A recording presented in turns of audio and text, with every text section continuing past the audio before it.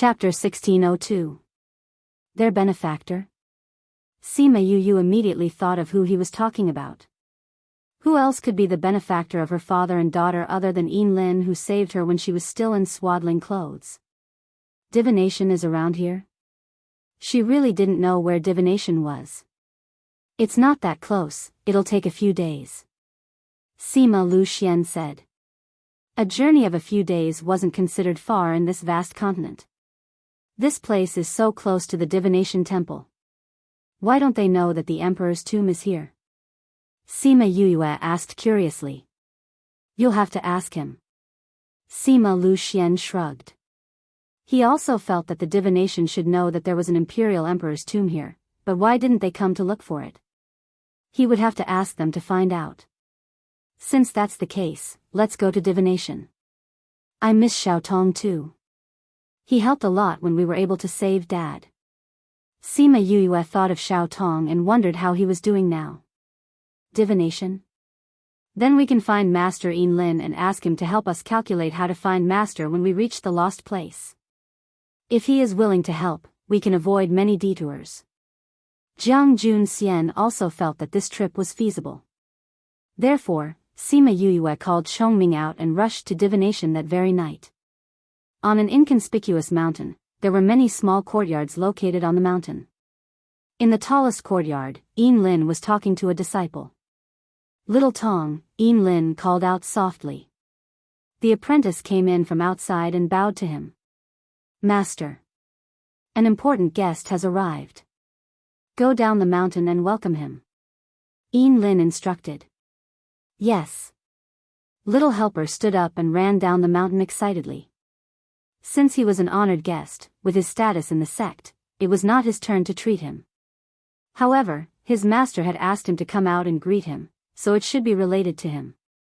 Thinking about it this way, who was it that called out? Sure enough, as soon as he reached the foot of the mountain, he saw the familiar figure of Chongming, as well as the person he missed very much on its back. Sima Yu and the others had just gotten down from the Chongming when the child came up to them and said with a smile, Sister Yu. Master said that an honored guest is coming, and it really is an honored guest.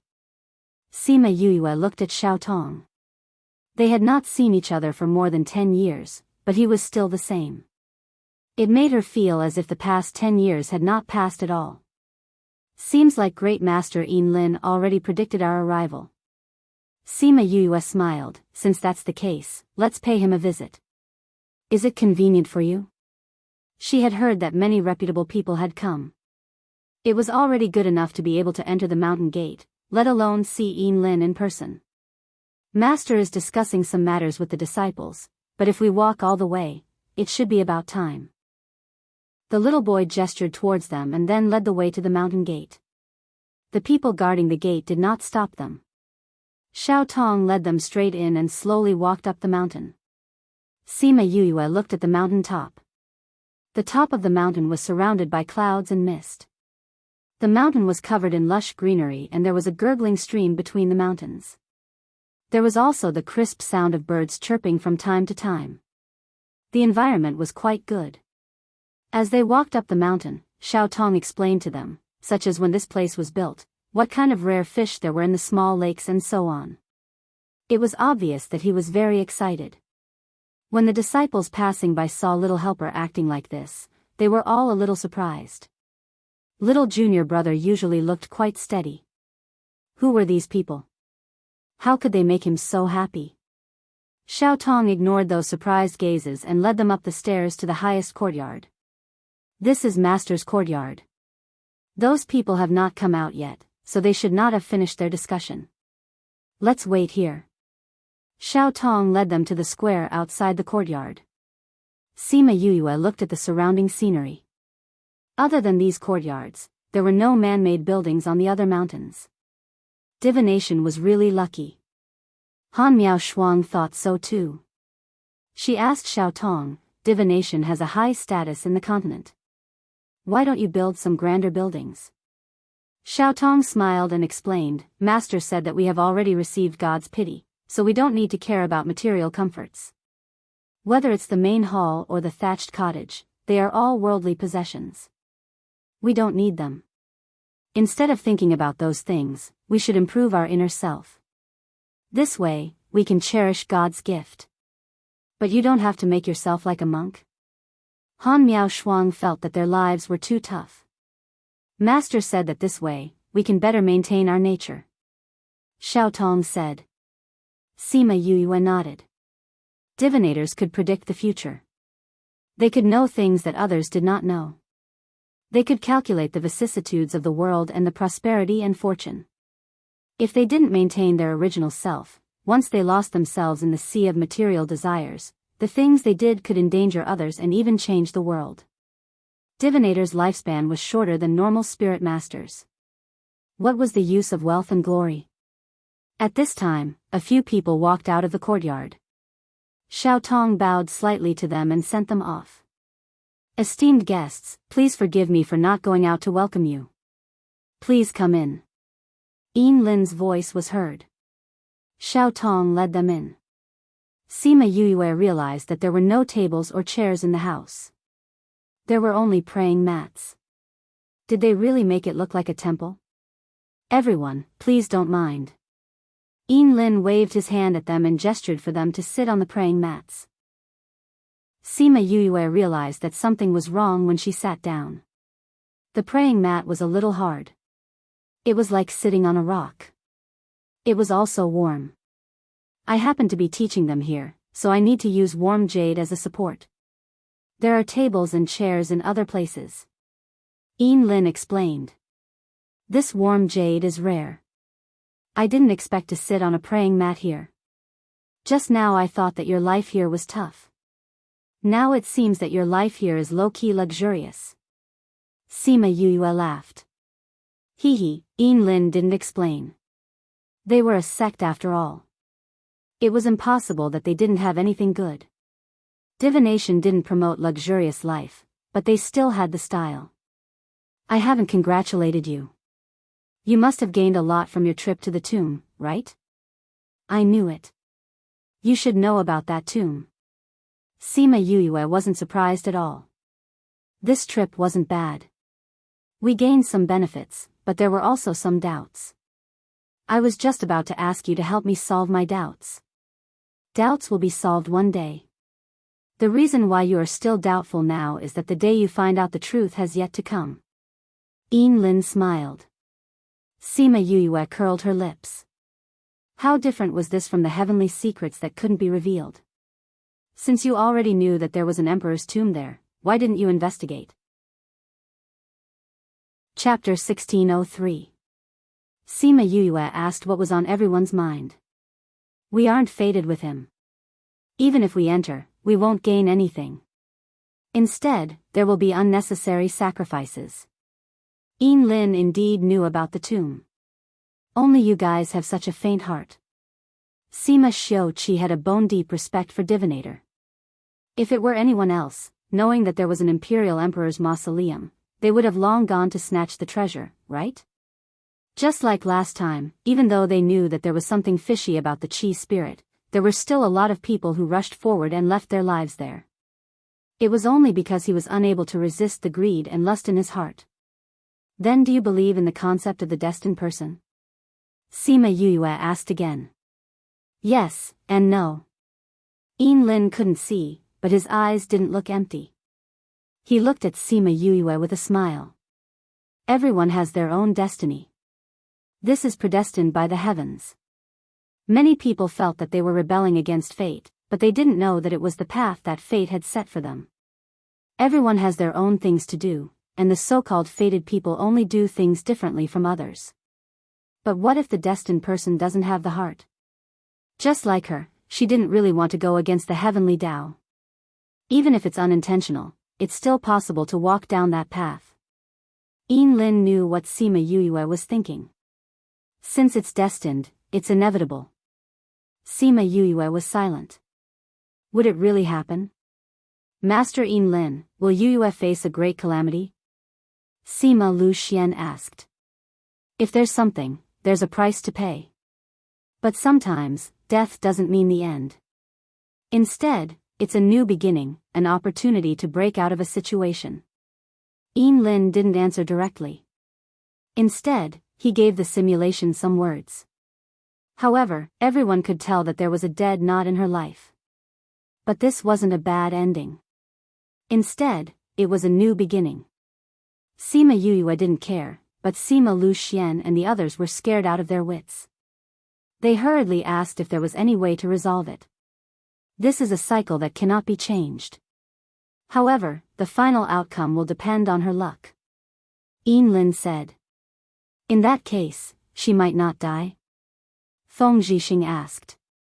This, heaven's secret cannot be revealed. Lin's words blocked all their questions. Sima Yuyu rolled her eyes at him in her heart. This divine Ji really said this sentence. Master Lin's mind, where's his? Can you give us some pointers? Jiang Jun asked. Su's ts? Lin closed his eyes and meditated for a while. Sima Yuyu realized that the space between his eyebrows would move when he meditated. After a long while, he opened his eyes and said, it's the right time for you to find him. His Yuyue, and the others this is they ss, then may I ask where Master is now? How can we find Master? Han Miao Shuang asked. TSS is there. There. Lin said, seeing that they still wanted to ask, it's not good for you to say too much. It might even bring danger to them. Since he said that, no one dared to continue asking. Then, they talked about other things. Chatting with Guru Ji was generally very enjoyable.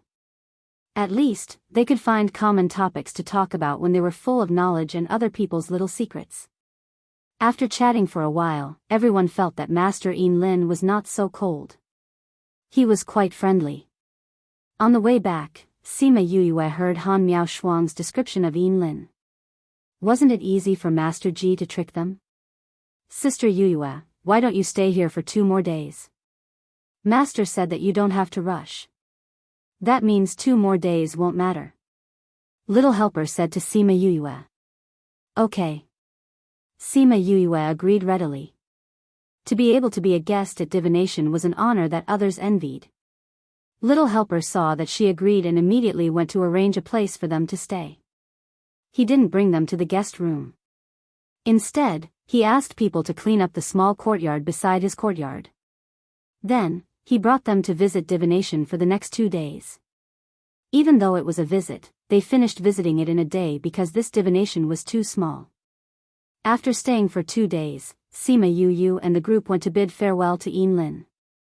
Lin only nodded slightly and said, it's good to hide your incompetence, but sometimes it's your talent that makes people look askance at you. After that, he let them leave. Little Helper sent Sima Yuyue to the mountain gate and watched her leave reluctantly. He didn't know when he would be able to see her again. Lin stood at the top of the mountain and looked at Little Helper, who was a little disappointed. His emotions were as messy as the wind. He was conflicted. On one hand, he wanted Little Helper to interact with Sima Yuyue. That was his destiny and couldn't be changed. But on the other hand, he had his own selfish motives. He wanted Little Helper to avoid that calamity. But as he said to them before, was it really something that could be avoided? Fate always had its fixed path. In the end, it couldn't be avoided. What had already started, he couldn't change it. The only thing he could do was to try his best to remedy it at the end, even if he would lose his life. Little Helper sent Sima Yuyue off. He turned around and saw his master's lonely figure at the top of the mountain. This scene, until the end of his life, was still fresh in his memory when he looked back on this life. But at this time, he still didn't understand why his master had such an expression. Why did he look as if he was about to become immortal? Sima Yuyue and the group left in the Chongming. They went to the address given by Mao Sanquan. However, when they arrived at that place, what they saw was a vast ocean. Is the address given by Mao Sanquan correct? Feng Zhixing was a little dizzy when he saw the ocean. That's right. Director Mao said that a reed can cross the river and the sea. Lost Peng Lai, the future of God. We should have to cross the sea. Su Xiaoxiao said. But there's no boat here. Let's wait. Sima Lu Xian said, Father, when you went there, did you also go from here? Sima Xiu Qi shook his head, we followed others there. We used their transportation array and went directly to the Lost Land. Speaking of which, we didn't know that it was an island because it was too big. Since Director Mao said it was here, there should be a boat. Let's wait and see. If it doesn't work, we'll think of a way to go there directly. Okay. They waited here for 10 days. Not to mention a boat, even a spirit beast didn't appear. Just when everyone was about to be disappointed, the sound of oars cutting through the water came from the fog. Chapter 1604. Previously, the sea was calm and tranquil, stretching as far as the eye could see. Where did the thick fog come from? However, a day ago, a thick fog slowly floated over from the surface of the sea, enveloping the entire surface of the sea. Even divine sense could not penetrate it. The fog was strange, but what was even stranger was the sound of oars in the fog. There was nothing just now. The sound of paddling was too sudden. Then, an average-sized ship appeared. The boat slowly emerged from the thick fog. There were a few oars on the deck. The few of them used the oars to propel the boat over. Nearing the shore, the anchor was dropped, and a group of men disembarked. He looked at Yu Yue and the others who were waiting by the shore and left without saying anything. When most of the people on the deck had come down, a man wearing a sleeveless linen waistcoat appeared on the deck. His head was wrapped in a white cloth. When he saw Sima Yu Yue and the rest, he frowned. Why are there only so few of you? Forget it, do you want to cross the sea? Is this the ship that leads to the Lost Lands? Huang Yingning asked. The man took out a cigarette from his belt and knocked it on the deck. When he heard her words, he glanced at her indifferently and said in a contemptuous tone, Aren't you guys waiting here for my ship? Are you coming? If not, I'm leaving. From what he said, he should be going to the Lost Lands. Seeing that Sima Yu Yue and the others were about to board the ship, the man added, Oh right, 100,000 high-grade crystals per person, no bargaining. The corners of everyone's mouths twitched when they heard this. A ship fare of 100,000 top-grade crystals was too expensive. Fortunately, the Sima family was not short of money, especially Sima Yu Yue. She had made a lot of money from the last auction. She boarded the ship and gave him 800,000 top-grade crystals.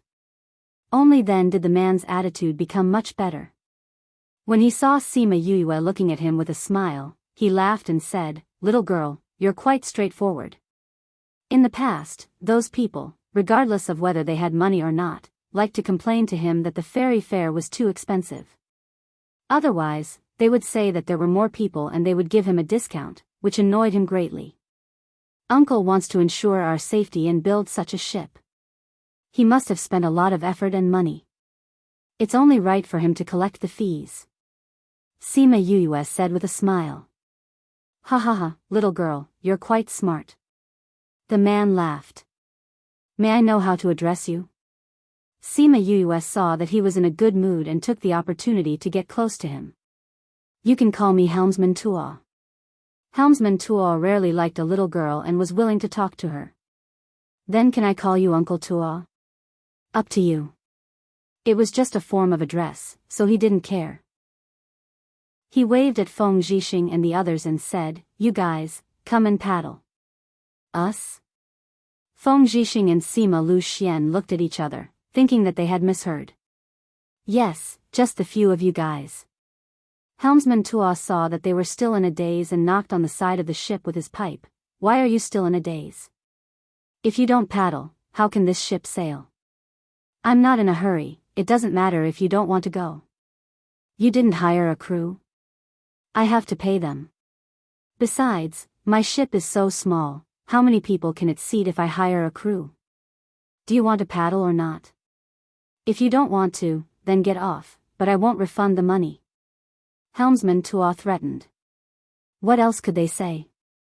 One by one, they picked up the oars and paddled. The ship slowly sailed away from the shore. Helmsman Tuo saw that they had started to paddle, so he sat on the stool next to Class A, took out his leaf cigarette, rolled it, inserted it into the cigarette butt, lit it with spiritual power, and started to smoke. Sima Yuyue sat next to Helmsman Tua and asked, Uncle Tua, when you came, did you also let the guests paddle? How long will my father and the others paddle? Don't worry, after this shallow sea area, we don't need to paddle anymore. It won't take long. Helmsman Tua snorted. That's good. Sima Yuyue didn't mind his tone and continued to ask, Uncle Tua, this is our first time going to the Lost Land. Can you tell us about the situation there? What are you going to do there? Helmsman Tua asked. To find my master and teacher. They went there for me decades ago, but I haven't heard anything from them recently. We are worried about their safety, so we want to find them. But we are not familiar with the Lost Land, so we want to ask you about the situation there. Sima Yuyue said honestly. Looking for people, I thought you were looking for treasures. Helmsman Tua said, people who go to the Lost Land are all aiming for the treasures on the island. TSK, if there are treasures on the island, why would outsiders like us have a chance? Some of them are just fools. Actually, it's not strange, from an outsider's point of view, a place related to the God clan is full of treasures, right? If you get a cultivation method, a divine weapon, or a spiritual skill, it will be enough for you to use for a lifetime. Sima Yuyue said. I see that your eyes are clear, aren't you curious about what you said? Of course I'm curious, I'm a common person, I love those treasures. But I know what I'm going to do. Compared to those treasures, my master and teacher are more important. Helmsman Tua glanced at Sima Yuyue. If she said that she wasn't interested, he wouldn't pay attention to her anymore. Because that kind of person was too fake, he didn't like people who said those things to please him. Where did you say your master and the others went for you? Why? To be honest, there are some problems with my body. My master and the others heard that there is a solution there, so they came here when I was unconscious. When I woke up, they had already left for a long time. Thinking of Su Jin and Gulang's care for her, her heart felt warm. Humph, you've met two good masters. Helmsman Tua took out a small booklet and threw it at her. This is about some things on the island, you can take a look yourself. I'll charge 20,000 high-grade crystals for others, but since you're quite pleasing to the eye, I'll give you half the price, just give me 10,000. Sima Yuyue took the booklet and said with a smile, Uncle Tua, aren't you afraid that I won't give you the crystals if I take the book? Helmsman Tua glanced at her and didn't answer her, but his eyes were very clear. You dare not give it to me? Just throw it into the water. However, his eyes were very accurate. This girl in front of him was clearly someone with a lot of money and was the easiest to trick. This kind of person wouldn't do such a shameless thing. Or it could be said that no one dared to do such a shameless thing in front of him. Sima Yuyue was seen through by him and pouted. She took out 10,000 top-ranked crystals and gave it to him. Seeing her crystal card lose 10,000, her heart was bleeding, but when she heard Helmsman Tuo's words, she almost fell into the water. Chapter 1605. Helmsman Tua said, you can't take this booklet with you, you can only read it on the ship. You have to give it to me when you get off the ship. As for how much you can read, that's up to you. That was to say, he had charged her 10,000 top-grade crystals just for watching the show. Sima Yuyue clenched her fists and loosened them several times. She tried her best to suppress the anger in her heart. A good woman doesn't fight with a scoundrel. After she silently repeated it twice in her heart, she slowly calmed down and asked with a smile, Uncle Tua, you must be very rich, right? I'm a poor ghost. Helmsman Tua saw the calculation in her eyes and denied flatly. Sima Yuyue rolled her eyes at him, clearly expressing what she meant. Who would believe you? We will walk for more than half a month. You'd better hurry up. Helmsman Tua reminded. Sima Yuyue was sure that this guy was an unscrupulous businessman when she saw his smile. However, she didn't have time to talk to him about this right now. She held the booklet and went to the side to read it. Sima Xiu-Chi and the others paddled for half a day until their hands were sore. Finally, they heard the sound of amnesty. That's enough. You don't need to paddle anymore. Helmsman Tuo said. Su Xiao Xiao and the others felt that the sound was like the sound of nature. Their tired bodies were liberated and they immediately lay down on the deck. Helmsman Tuo had just finished smoking a stick of tobacco. He knocked the residue off the side of the boat and said to the several people who were paralyzed on the boat, "You can't stand this much." Helmsman Tuo, this is physical work. Feng Zhixing felt that his hands were no longer his own. With your physiques, you'll definitely be captured and treated like rabbits when you reach the island. Helmsman Tuo glanced at them. His gaze was a bit wretched, as if he was appraising them. Sima Yuyue happened to look up and saw his gaze. She put down her book and said, "Uncle Tuo, are you bored enough to do this?" "Usually, I won't, but if you provoke me, I still have a few old buyers." Helmsman Tuo wasn't embarrassed after being exposed. Instead, he smiled wretchedly and his gaze became more wanton. "Uncle Tuo, do you know that you look like a procuress now?" Sima Yuyue wasn't worried that they would be sold by him. If he had such thoughts, he wouldn't show it now. Right now. "Little girl, can't you say something nice?" Helmsman Tuo wasn't satisfied with the title of procuress. "I've heard of another term before, but I don't know if you'll understand it if I tell you." "What?" "Pimp." Sima Yu ignored him after she finished speaking and continued to bury her head in the information in her hands. Although she didn't know what. She didn't know the Yuyue read, a Yuyue fortunately, she had the ability to read 10 lines at a glance. Otherwise, she might not have been able to finish reading before she got off the boat.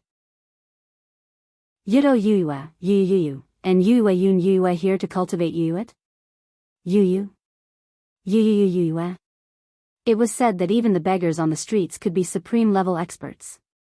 Therefore, many outsiders also wanted to come here to cultivate, but the spiritual energy here was very strange. Without a specific cultivation method, it was impossible to improve one's strength. At most, one could only replenish the spiritual energy used up. Thinking about it, if it wasn't for the fact that only those with cultivation techniques could stay on the island, then any random person would be able to snatch cultivation resources from them. Initially, he thought that there would not be many people who were related to the celestial race. However, he did not expect that the entire Lost Lands was comparable to a first-rate city.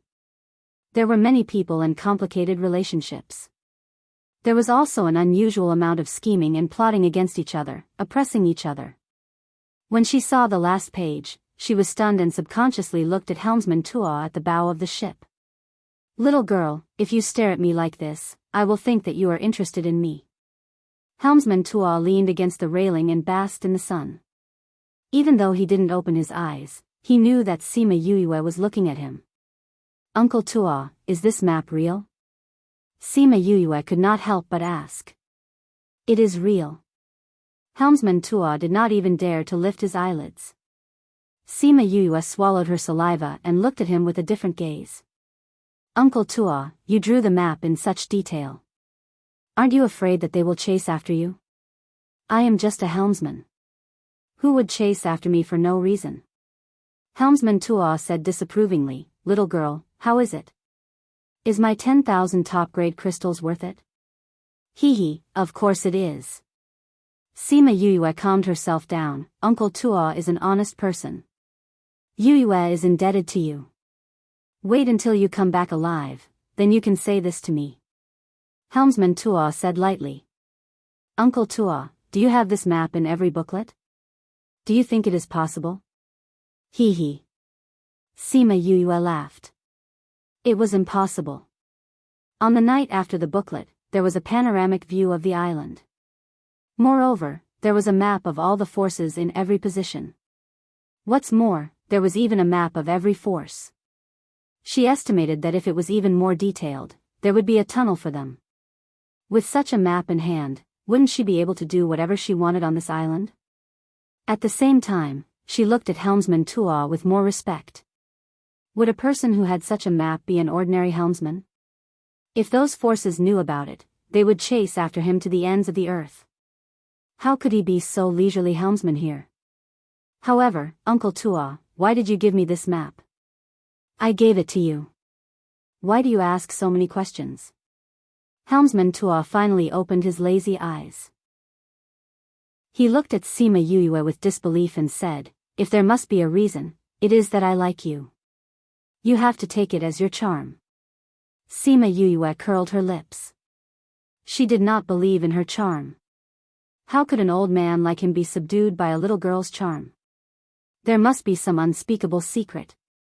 If he did not say anything, the answer would be the same even if she asked again. However, no matter what his purpose was, this map was very important to her. There are still 2 days before we arrive. Why don't you hurry up and look at it? Sima Yuyue laughed and began to look at the map. She engraved every mountain, every river, every street, and every house into her mind. Who knows which point could help her find her master and teacher? Helmsman Tua closed his eyes again. In this dilapidated boat, he was so leisurely that he did not fit in. However, none of them went to disturb him again. From the conversation between him and Yuyue, they could tell that he was not an ordinary helmsman. If they offended him, they would be thrown into the sea to feed the sharks. Another point confirmed their guess. Along the way, they did not encounter any attacks from sea beasts. Chapter 1606. If he wasn't strong, then he might have a high status. No matter which it was, the spirit beasts in the sea would avoid him. Helmsman Tua was very good at estimating the time. He said that they would arrive in 1 or 2 days, and the ship really arrived at the lost land the next evening, an island comparable to the mainland. Here we are. Give me the booklet. Helmsman Tua reached out his hand to Sima Yuyue. Sima Yuyue had already memorized the entire map. When she saw him reaching out for it, she returned the booklet to him. He also gave him a few jars of good wine. I heard that boatmen drink a little wine. This is the wine that I brewed. Take it as a thank you gift to Uncle Tua. Helmsman Tua didn't stand on ceremony. He picked up a jug and opened the seal. A burst of wine fragrance wafted out. He took a big gulp, and the spicy feeling spread throughout his body. This wine is not bad, it's strong enough. Helmsman Tua kept all the wine into his interspatial ring and said to Sima Yuyue, little girl, I won't take advantage of you. There is an old monster on Rabbit Ear Mountain. You have to be careful when you go there. If you can't handle it, just tell me the name of Helmsman Tua. They had mentioned Rabbit Ear Mountain when they were on the boat, so it was not surprising that he knew where they were going. Sima Yuyue grinned. Uncle Tua, you're so sincere. If there's any danger later, I'll definitely tell them your name. If we meet again, you have to prepare some more wine like this for me. Helmsman Tua requested. No problem. There were plenty of them in the spirit pagoda, but taking out too many at once wasn't as tempting. In that case, he would give it to her the next time they met. With the map in their heads, they didn't go to Rabbit Ear Mountain immediately after they got off the ship. Instead, they went to the nearby teleportation portal and went straight to Lee City, which was the nearest city, and found an inn to rest. What Yuyue didn't know was that not long after they left, a group of people came to the ferry. When they saw Helmsman Tua dressed as a helmsman, the corners of their eyes twitched.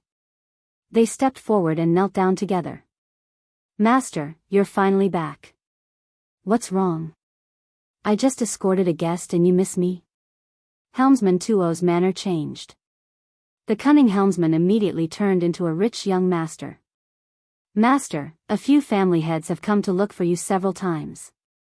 If you don't appear, they will probably quarrel. The leader explained. Those old fellows have nothing to do all day long. One day, I will make them my helmsmen. Helmsman Tua said. The people on the ground lowered their heads even more, hoping that their master would not let them be the boatman. It was really too degrading. Let's go back. I want to see how much they're going to argue. He disembarked from the ship, walked a few steps, and ordered the person kneeling at the back, send someone to pay close attention to the guest I brought back. Master, is there something suspicious about their identities? I feel that with their arrival, the lost island will become lively. Why would I miss such a good show? Helmsman Tuah said and left with a smile. His intuition had always been accurate. That girl would definitely give him a surprise. Master, the helmsman disappeared. Who will be sent to pick up those people? I heard that Northern Du clan, Eastern Lai clan and Ouyang clan are already rushing over. What's the hurry? That old fellow drank my 1,000 years drunk and is now sleeping soundly. When he wakes up, he will naturally come back to take over the helm. Then those people from the hidden clan, just wait. Master, do you have to be so willful? However, no one dared to say this out loud. Who knew what method their master would use to punish them? A group of people followed Helmsman Tuah and left the ferry. The person who was pointed out by him left the group and chased after Sima Yue. Sima Yue rested in the inn for a while before lying down on the bed. She began to recall the information she received. The Lost Island had thousands of big and small villages and hundreds of cities. They surrounded the 4 main cities like stars surrounding the moon: Phoenix City, White Tiger City, Azure Dragon City and Black Tortoise City. These 4 main cities also surrounded the central city, Void City. It was said that Void City was just like its name. It did not even have a city wall or any protective measures. However, no one dared to create trouble there because the owner of the Lost Island lived there. If anyone dared to create trouble there was only one outcome: disappearing. Perhaps he had been banished, or perhaps he had been killed. No matter what, the troublemaker never appeared on the island again.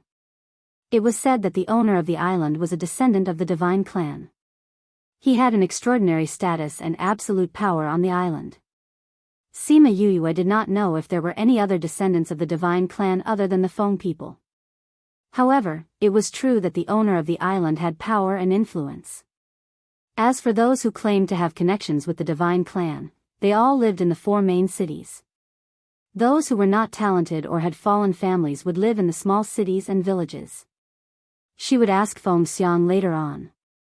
She enlarged the map in her mind and began to look for the location of Rabbit Ear Mountain. Fortunately, her mental strength was strong enough to find Rabbit Ear Mountain in the densely packed terrain. However, she was speechless when she saw the distance. She thought that since Lin asked them to go to Rabbit Ear Mountain after reaching the island, the mountain should not be far from their current location. Who knew that it was 108,000 miles away? She sighed, closed her eyes and rested. She could only go to Rabbit Ear Mountain to look for an opportunity after she had rested enough. She could not guess what the opportunity was. At this moment, she wanted to complain about the actions of those charlatans who used the phrase, "Heaven's secrets cannot be revealed," to brush people off. His heart was neither up nor down, and he felt very uncomfortable. After resting in the small city for 2 days, they began to rush towards Rabbit Ear Mountain. After going through several teleportation portals and flying beasts for a few days, they finally arrived at the vicinity of Rabbit Ear Mountain. "Grandpa, Grandma, I heard that Rabbit Ear Mountain is very dangerous. The sky is already dark today. Let's find a place to rest and enter the mountain tomorrow." Okay. After rushing for so many days, everyone was a little tired. She had the strongest mental strength and seemed to be in good spirits. While everyone was resting, she went out and walked around. She realized that the people on the island were more arrogant and looked down on outsiders. However, because she was not the only outsider, she was not targeted. However, she heard from those people that something big happened on the island. That was why there were so many outsiders. She did not know what happened that caused so many outsiders to come to this island that did not have much contact with the outside world. She walked one round and inquired about some matters regarding Rabbit Ear Mountain from others. Seeing that she was an outsider, they did not bother about her. In the end, they told her some unimportant information for the sake of money. It was nothing more than where was more dangerous, where there were more medicinal herbs and so on. Chapter 1607. Love. Sima Yue thought that there wouldn't be many people rushing towards Rabbit Ear Mountain like them. However, she didn't expect to see a group of people leaving the city and heading towards Rabbit Ear Mountain as soon as she arrived at the city gate. Since they weren't familiar with the environment, they discussed for a moment and decided to find someone to accompany them. In the end, this glorious and difficult task fell on Sima Yuyue and Han Miaoshuang. Because everyone agreed with Feng Zhixing's point of view, Yu was born with affinity, plus she and Han Miaoshuang were two great beauties, it was easy to get into relationships with others. Sima Yuyue rolled her eyes. How could she do that? However, the two of them resigned themselves to their fate and began to search for their target. He didn't want women in his entourage. He also didn't want people who looked too cunning. He also didn't want people who were too smart. Perhaps, before he could get any information out of them, someone else might get the information out of them. After looking around, they finally chose a group that seemed to have only a dozen people. They were dressed plainly and looked very deceptive. They were discussing something under a big tree outside the city. All of them looked worried. "Excuse me, big brother. May I know which direction is the Rabbit Ear Mountain?" Sima Yuyue pulled Han Miaoshuang over and asked with a smile. Their conversation was interrupted, but they were not angry.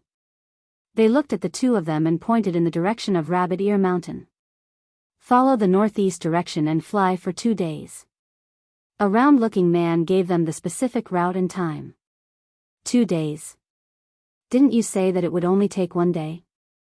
Sima Yuyue frowned. Who gave you a day's time? When I was at the inn, I asked one of my roommates. You've been fooled by him. The round-faced man sized up the two of them. You're not from the island, are you? No wonder he was fooled. Those people like to do such things when they have nothing better to do. After walking for a day, you didn't reach the Rabbit Ear Mountain, but the Broken Cliff Mountain. It's just an abandoned mountain with nothing there. Sima Yuyue and Han Miaoshuang's faces were filled with shock and disbelief. They didn't expect to be cheated by others. To be honest, we are indeed not from the island. We came to Rabbit Ear Mountain because we heard that there was a herb that we needed. I didn't expect that we would be cheated. Sima Yuyue's words were half true. She had indeed heard from others that it would only take a day. However, with the map in hand, she knew the distance to Rabbit Ear Mountain. That was why she could tell at a glance that the person who gave her directions was not telling the truth. Then you should be here to participate in the Crimson Pearl Convention, right? The chubby man hesitated for a moment and said, We are going to Rabbit Ear Mountain too. You can come with us, but we can only bring you to the front of the mountain. We cannot enter the mountain with you. Granduncle. The others called out anxiously. Granduncle, we still have things to do. What if, it's just leading the way? What can happen? Fatty's words carried weight. When he agreed, the others didn't dare to have any objections. Alright, success or failure will be decided today. If the heavens really want our Gua family to die, it won't be affected just by leading the way. Another man in white said. The two most influential people had already spoken. What else could they say? Sima Yuyue could tell that these people weren't in a good situation. They wanted to go to Rabbit Ear Mountain to find something to turn things around. To be able to extend a helping hand to outsiders at this time, it showed that these people's character was not bad. Uncle, how should I address you? I am Gua Inda. You can call me Uncle Gua. Fatty smiled and pointed to the man in white. This is my nephew, Gua Xian. Hello Uncle Gua, hello Big Brother Gua. Sima Yuyue and Han Miaoshuang bowed to the two of them. I am Sima Yuyue. This is my senior sister, Han Miaoshuang. That is my grandpa, grandma, father and the others. She waved to the few of them from afar. After they walked over, she introduced them to each other. Gua Inda saw that they looked familiar and didn't ask much. He called out to his people, It's useless to talk about these now. We will know when we reach Rabbit Ear Mountain. Let's go. The Gua family called out their flying beasts. Sima Yuyue saw that it was strong but not fast. Uncle Gua, we are in a rush. My flying beast is faster and bigger. If you don't mind, why don't you come with us? Sima Yuyue called out Chongming. Seeing Chongming's real body, Gua Inda was surprised. But he quickly regained his senses and said, Since you are in a rush, we will follow you. All right then. Please go ahead. Sima Yuyue brought everyone to Chongming's back and let it fly towards the northeast direction. Along the way, Sima Yuyue and the rest chatted about unimportant things with Guayinda. They also talked about their own things to get closer to each other. When they talked about how they were charged 800,000 top-grade crystals for the boat ride, the Gua family treated them as spendthrifts. Why, isn't it 10,000 per person? Sima Yuyue asked when she saw them smiling at her. No, this boatman's charges are very strange. The standards are different, but there has never been a situation where he charged 100,000 per person. Guayinda smiled until his eyes could not be seen. Sima Yuyue was stunned. So she was cheated? Seeing her dumbfounded expression, the Gua family members all laughed. But it wasn't the kind of laughter that mocked a fool. They just felt that her expression when she realized she was cheated was a little cute. Can the boatman charge as he pleases? Won't people make a fuss if he charges too much? Han Miao Shuang asked. Hee, everyone knows the boatman's identity. Who dares to make a fuss with him? Gua Xian laughed. Sima Yuyue said in her heart. She knew that the boatman's identity wasn't low. He really had a background. What's his identity? He has a good relationship with the island master. Don't be fooled by his fat head and big ears. He's very powerful. With both power and background, who would dare to make a fuss? That's true. With these two things, he can do whatever he wants. No, you said that the boatman is fat? Isn't he a strong man? Sima Yuyue asked. A strong man? Yu, are you mistaken? The Gua family looked at her strangely. Boatman Tuo's figure can't be considered fat, right?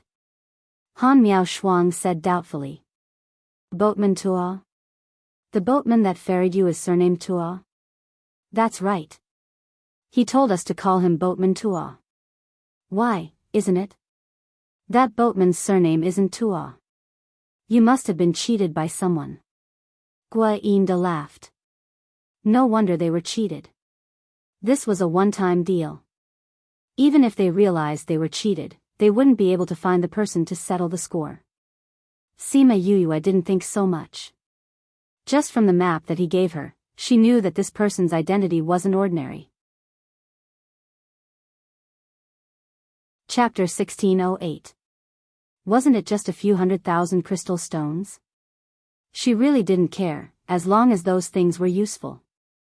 Thinking of this, she instantly felt like she was a rich and overbearing bag. Yuyue, since you can take out so many crystals, it means that you don't lack that little bit. Since that's the case, you'd better not go back to look for him. To be able to hang out with someone like the boatman and be able to control his ship, he definitely isn't an ordinary person. Guayinda said earnestly. Sima Yuyue understood that he was afraid that if she went back to argue with Helmsman Tuo, she would offend someone powerful. In the end, the gains would not make up for the losses. Uncle Gua, I understand. She smiled at Guayinda and thought that she had a good eye for people. The people she chose were really good. Then, Sima Yuyue asked other questions about Rabbit Ear Mountain, such as where were the herbs and so on. The Gua family's answer was similar to what she had heard before. At this point, Guayinda could not help but sigh. Uncle Gua, are you guys in trouble? Sima Yuyue asked. Seeing that the Gua family was looking at her warily, she scratched the back of her ear and said, You guys looked so worried before, and now you're sighing at the mention of North Mountain. That's why I wanted to ask. If there's anything inconvenient, you don't have to tell me. Anyway, this matter had nothing to do with her, so it wouldn't affect her whether she said it or not. She only wanted to ask because she saw that they were nice people. No, if he said it, he might be soft-hearted and go to help. When she thought of this, she actually hoped that the other party would stop talking. Sigh. Guayinda sighed again. It's not that we don't want to tell you, but there's no point in telling you.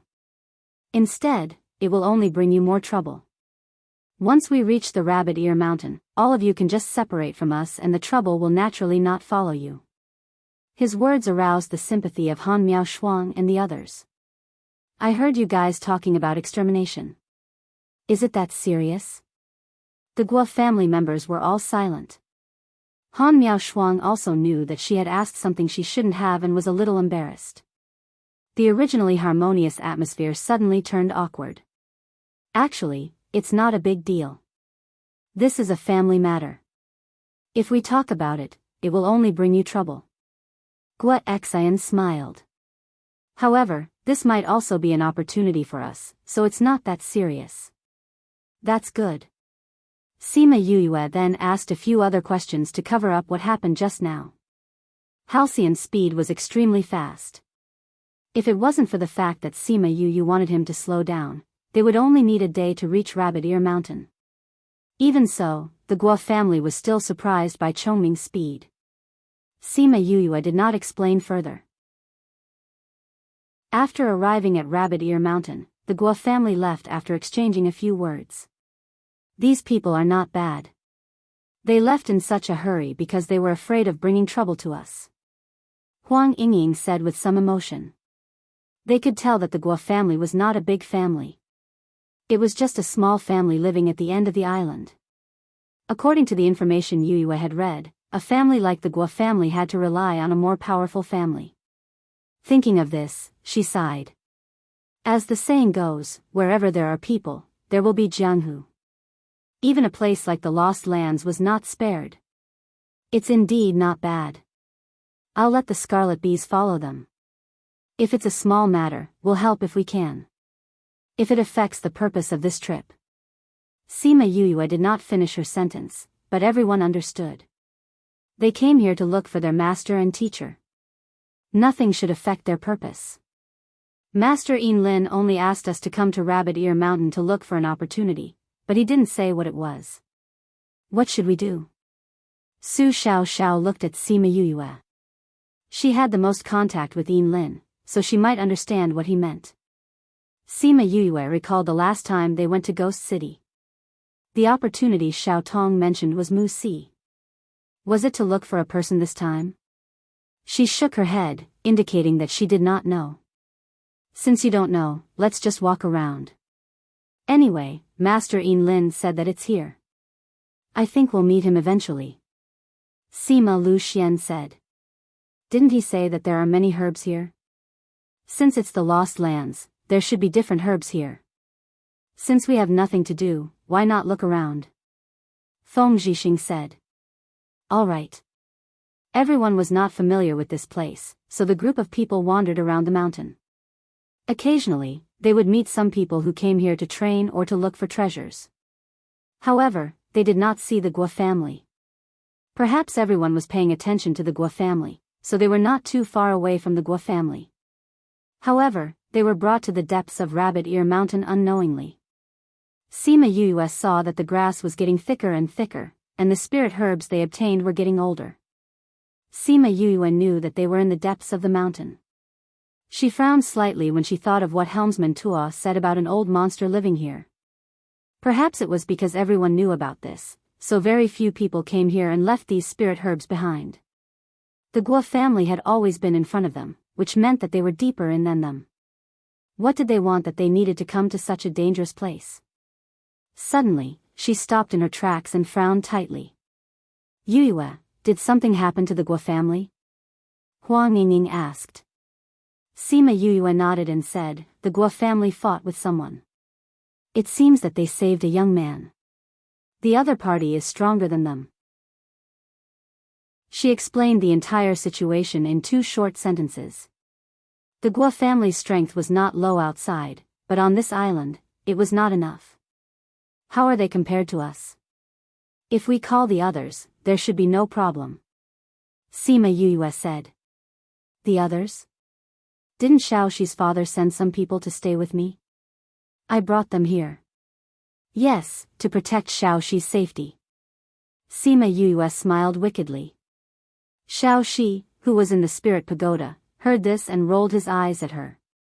This person who used her position for personal gain, she did not play with him anymore. She only knew how to throw him into the spirit pagoda. Fortunately, he was now familiar with the beasts and was not as clingy as before.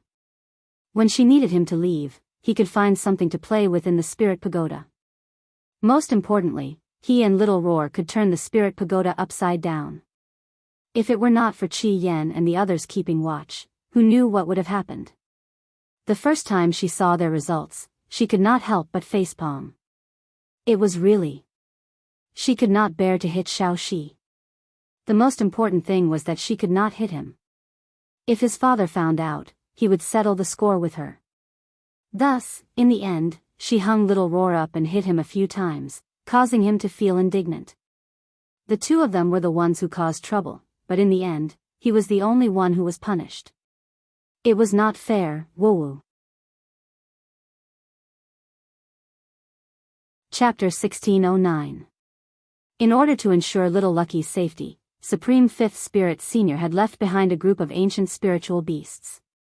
Before he left, Sima Yuyue had brought them all into her little realm. However, she could not order those old fellows around. Thus, she called Little Lucky out. At first, Xiaoxi was still a little arrogant. She usually didn't play with her, but now that she was begging her, she was determined to ignore her. However, he couldn't resist the closeness he felt towards her. After obtaining her promise to let him follow them, he asked her to summon the ancient spirit beasts and ordered them to save the people. These ancient spirit beasts were not as protective of Little Lucky as the hidden demonic beast. As long as Little Lucky's life was not in danger, they would not appear. The order they received was to not only protect Little Lucky, but also to listen to him. Now that Little Lucky had ordered them to save her, they naturally did not dare to delay. Without stopping, they rushed to the place Sima Yuyue had mentioned. Sima Yuyue and the rest did not stop as well. They followed suit. By the time they arrived, the Guo family was already heavily injured and lying on the ground.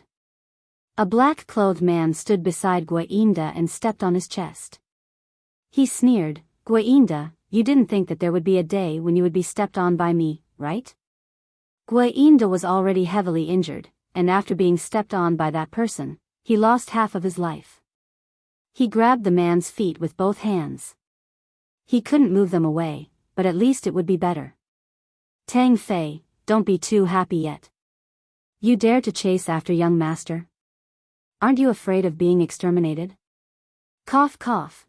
Before he could finish his sentence, he choked on the surging blood and started coughing non-stop.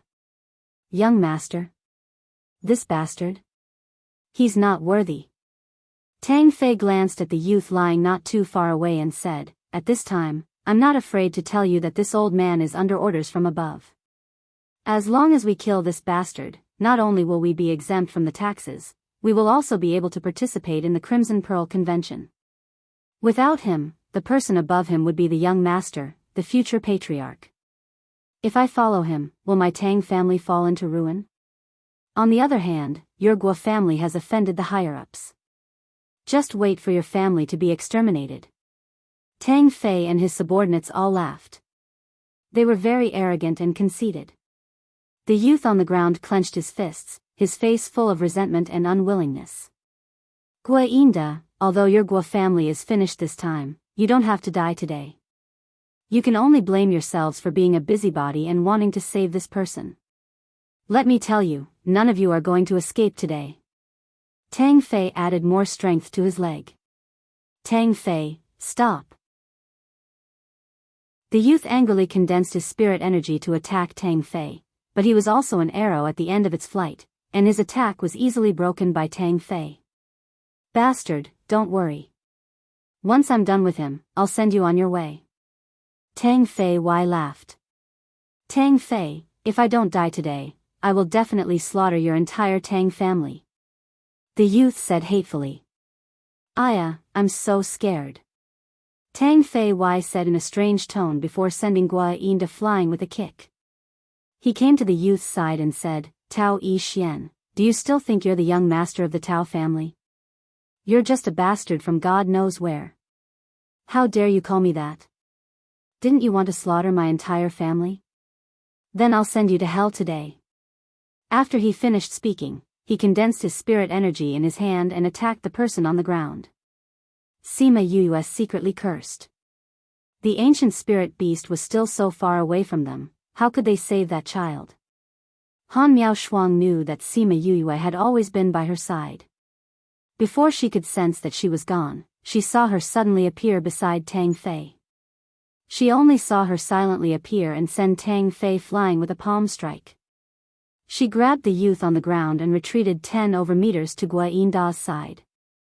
Seeing the person who suddenly appeared, both parties were stunned. The Gua family reacted first and said excitedly, "Yuyue, young lady. Why are you here?" Tang Fei secretly cursed when he heard that. The Gua family and this person obviously knew each other. If she saved Tao Yi Xian, then they would all be finished. However, seeing that she was alone and wasn't very powerful, his anxious heart calmed down. "Young lady, I advise you not to meddle in other people's business. Be careful not to lose your little life," Tang Fei threatened. Sima Yuyue was still carrying Tao Yi Xian in her hands. When she saw how dirty he was, her eyebrows furrowed slightly. She took out a pill and stuffed it into his mouth before releasing him. She let him sit in front of Guainda. As for her, she stood steadily in front of the two of them. This posture was clearly telling Tang Fei that she had saved these two people. Tang Fei originally thought that Sima Yuyue was young and inexperienced. She had come to help because she was young and ignorant and had given in after being scared. However, he didn't expect that she would completely ignore him and even give Tao Yi Xian a pill to eat. She didn't even put him in her eyes. Tao Yi Xian looked at Sima Yuyue's back. He didn't know why, but his usually cold eyes were actually a little wet. Ever since he was young, not many people had stood in his way. There had only been 2 women. One of them was his mother who had died protecting him, and the other was this stranger in front of him. Sima Yuyue stared at Tang Fei for a while. That fearless look, that disdainful look in her eyes, really stunned him. He couldn't help but take a step back. "Uncle Gua, should we leave them alive or should we just kill them?" Sima Yuyue turned her head to ask. Guainda never thought that helping them lead the way out of the kindness of his heart would lead to a reversal in today's hopeless situation. He glanced at Tao Yi Xian and said to her, "Leave them alive for now. The young master may have some questions to ask him." Sima Yuyue nodded and said, "Did you hear that?" Tao Yi Xian was stunned. Could it be that she didn't plan on doing it herself? Just as she spoke, several figures rushed out from behind and quickly took down the Tang family members. This scene caused the Gua family members to stare in shock. Wasn't this a little too easy?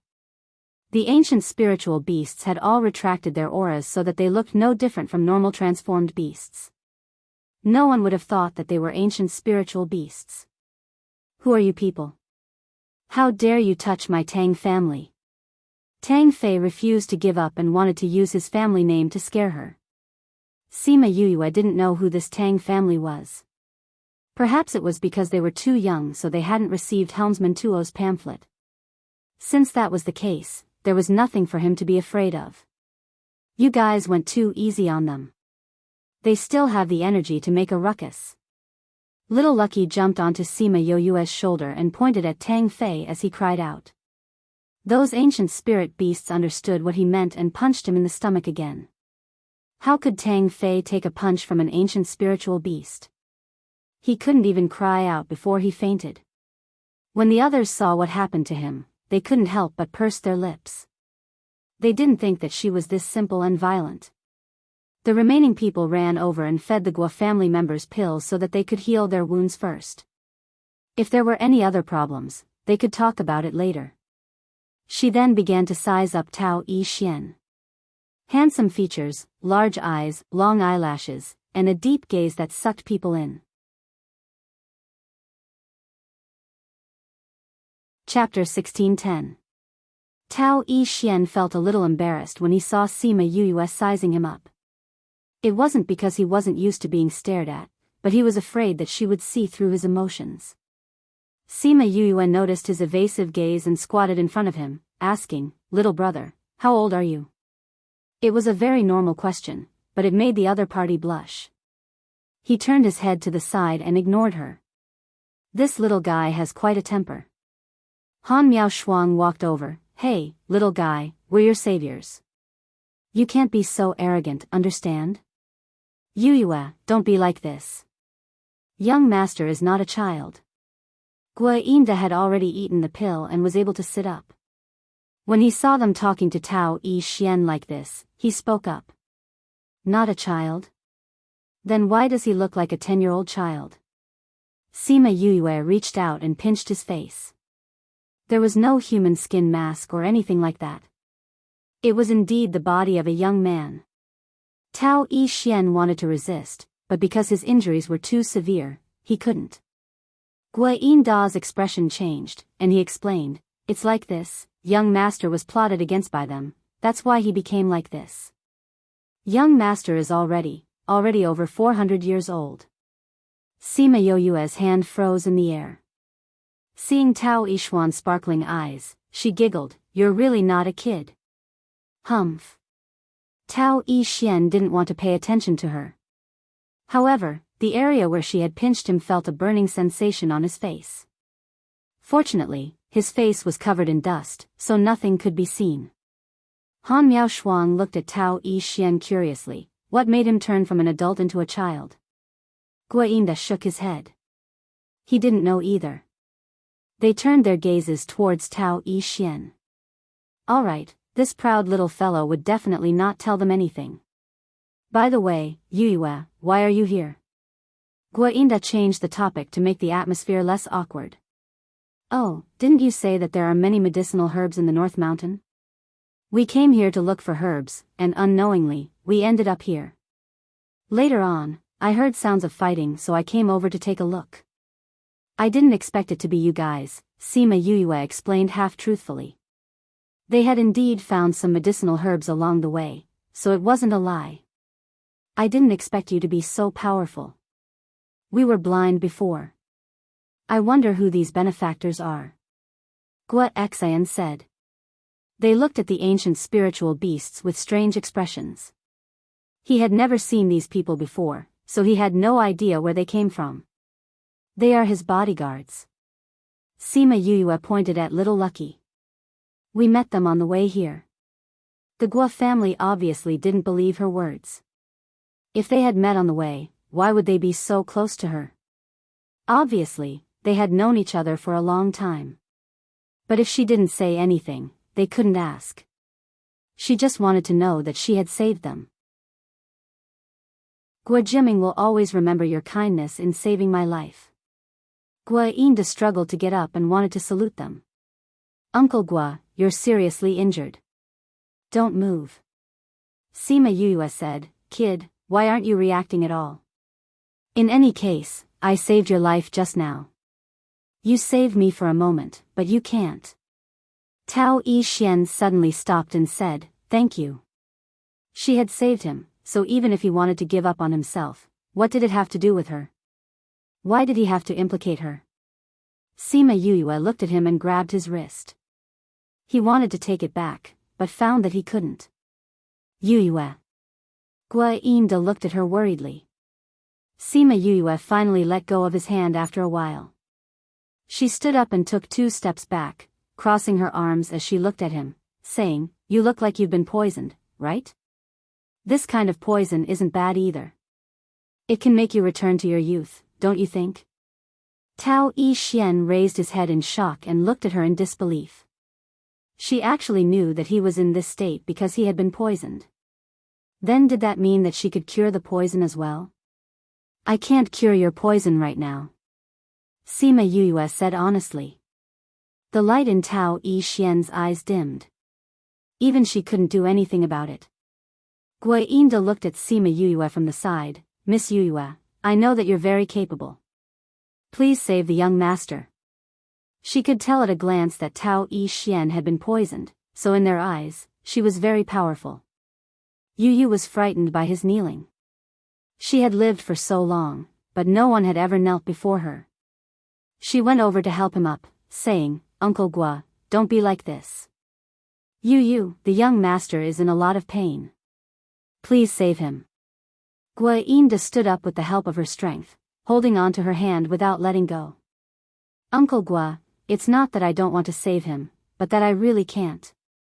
Sima Yuyue said, the poison he's been poisoned with is called the 100 insects and 100 grass pill. It's made from 100 different poisons and 100 different poisonous insects.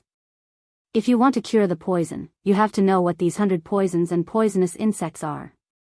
If you make a mistake, then it won't be an antidote, but a poison. Guaindo was shocked by this answer. He was so stunned that he couldn't say anything. Tao Yixian's eyes flashed with despair as he sat on the ground. Yu, how much longer can the young master live? Gua Xian asked. That depends on his body. The deeper the poison, the smaller his body will become. When his body returns to its infantile state, that will be the end. Sima Yuyue said, looking at him like this, I think he'll be able to hold on for 1 or 2 years. 1 or 2 years? To a normal person, that wasn't a short time, but to a cultivator, wasn't that just the blink of an eye? Everyone's faces were filled with despair. You guys don't have to be like this, right? Feeling as if everyone's lives had been sucked out, Sima Yuyue couldn't help but look up at the sky at a 45-degree angle. She gritted her teeth and said, actually, it's not like there's no way. What way? Gua Xian asked. The person who made this poison either has the antidote or the recipe for the antidote. As long as we can get our hands on it, it'll be fine. Sima Yuyue said, the possibility of this poison being made is too high. If he can't remember which poisonous insects and plants he used and accidentally gets poisoned, he'll definitely die. In order to prevent this possibility, they'll leave behind the antidote. As long as you know who poisoned him and get your hands on the antidote, it'll be fine. As long as he doesn't return to his infantile state, it'll be fine. She thought that they would be happy after she said that, but after she finished speaking, everyone went silent. What's wrong? Don't tell me that person is already dead? If that was the case, then this person really couldn't be saved. That's not it. Seeing that she misunderstood, Gua Xian explained, it's just that this person isn't easy to meet. As long as he's not dead, then there's hope. Why are all of you crying? Han Miao Shuang came over and asked. It's really. Sigh. Sima Yuyue saw their expressions and understood. Although the person who poisoned him was still alive, he was probably as good as dead. Before she could ask what happened, a sudden aura shrouded them. Sima Yuyue felt the aura coming towards her. Chapter 1611. That aura only swept over them roughly, but their backs were drenched in cold sweat. First message of love death seemed to be just a matter of flipping his hand. Fortunately, that aura had no intention of killing them, so it disappeared in an instant. Everyone felt like they had just survived a disaster. However, before they could relax, they felt the aura closing in. After a few breaths, a woman dressed entirely in white appeared in front of them. She had snow-white skin, snow-white hair, snow-white clothes, and snow-white shoes. When Sima Yuyue saw her, she wondered if this person was the Snow Lady. Other than her, no one else had the courage to look at this woman. Sima Yuyue looked at her. She could not sense any aura from her as she stood there, but people like her were the scariest. This should be the old monster mentioned by Helmsman Tua, right? The woman looked at Xiao Shi, who was in Sima Yuyue's arms, and wanted to grab him. However, Sima Yuyue hugged him and took 2 steps back. Greetings, senior. Sima Yuyue carried little Lucky and bowed to the woman. Only then did the woman notice Sima Yuyue. Who are you? What does it have to do with you? My name is Sima Yuyue. Xiao Shi is the son of an old friend of mine. Old friend? Ancient spirit beasts have just appeared in the world, and they're already old friends with you? The woman's voice was faint, but it was imposing without being angry. Yes. Sima Yuyue was afraid, but she did not show it on her face. If they really fought, he didn't know who would be more powerful, her or the magical beast guarding the space. I've taken a fancy to this little fellow. Leave him to me. The woman said. I'm sorry, Senior. Little Lucky's father gave it to me. I can't give it to you. Sima Yue said. You dare to disobey my orders? Aren't you afraid I'll kill you? The woman waved her hand and Sima Yue felt a strong suction force pulling her towards her. The woman grabbed her by the throat. Yue. Junior sister. Sima Lu Xian and the others wanted to come over, but they were stopped by the woman's gaze. They were unable to move. When Xiao Shi saw how the woman dealt with Sima Yue, he became anxious and quickly attacked the woman. They were already close to each other, and little Lucky was extremely fast. Before anyone could react, he was already in the woman's hand. Don't hurt him. Sima Yue's eyes were filled with fear. If something happened to little Lucky, how was she going to explain it to Supreme Fifth Spirit Senior? Senior, Sima Yue, Sima Yue, Sima Yue, Sima Yue. Sima Yue, Sima Yue, Sima Yue, Yue, Sima Yue. Senior, I know that you like Lil Lucky. However, you do not wish to possess him. If you kill me, little Lucky will definitely ignore you. Sima Yue said slowly. You know what I'm thinking? Senior, there's no lust in your eyes, only curiosity. So I think that you just want to understand the ancient spirit beast, but you don't want to possess it. Am I right? Sima Yue analyzed. Humph, what a clever girl. The woman let go of Sima Yue. Sima Yue was finally able to breathe properly. Everyone's hearts also settled down. Thank you, Senior, for not killing me. Sima Yue said gratefully. You're so sure that I won't kill you? When we came here, we met a helmsman with the surname Tuo. He said that when we reach Rabbit Ear Mountain, if we meet Senior, we can just say that he is Helmsman Tuo. I think that he can be so sure, not because he is stronger than you, but because you are not a bloodthirsty person. Sima Yue said. Helmsman Tuo.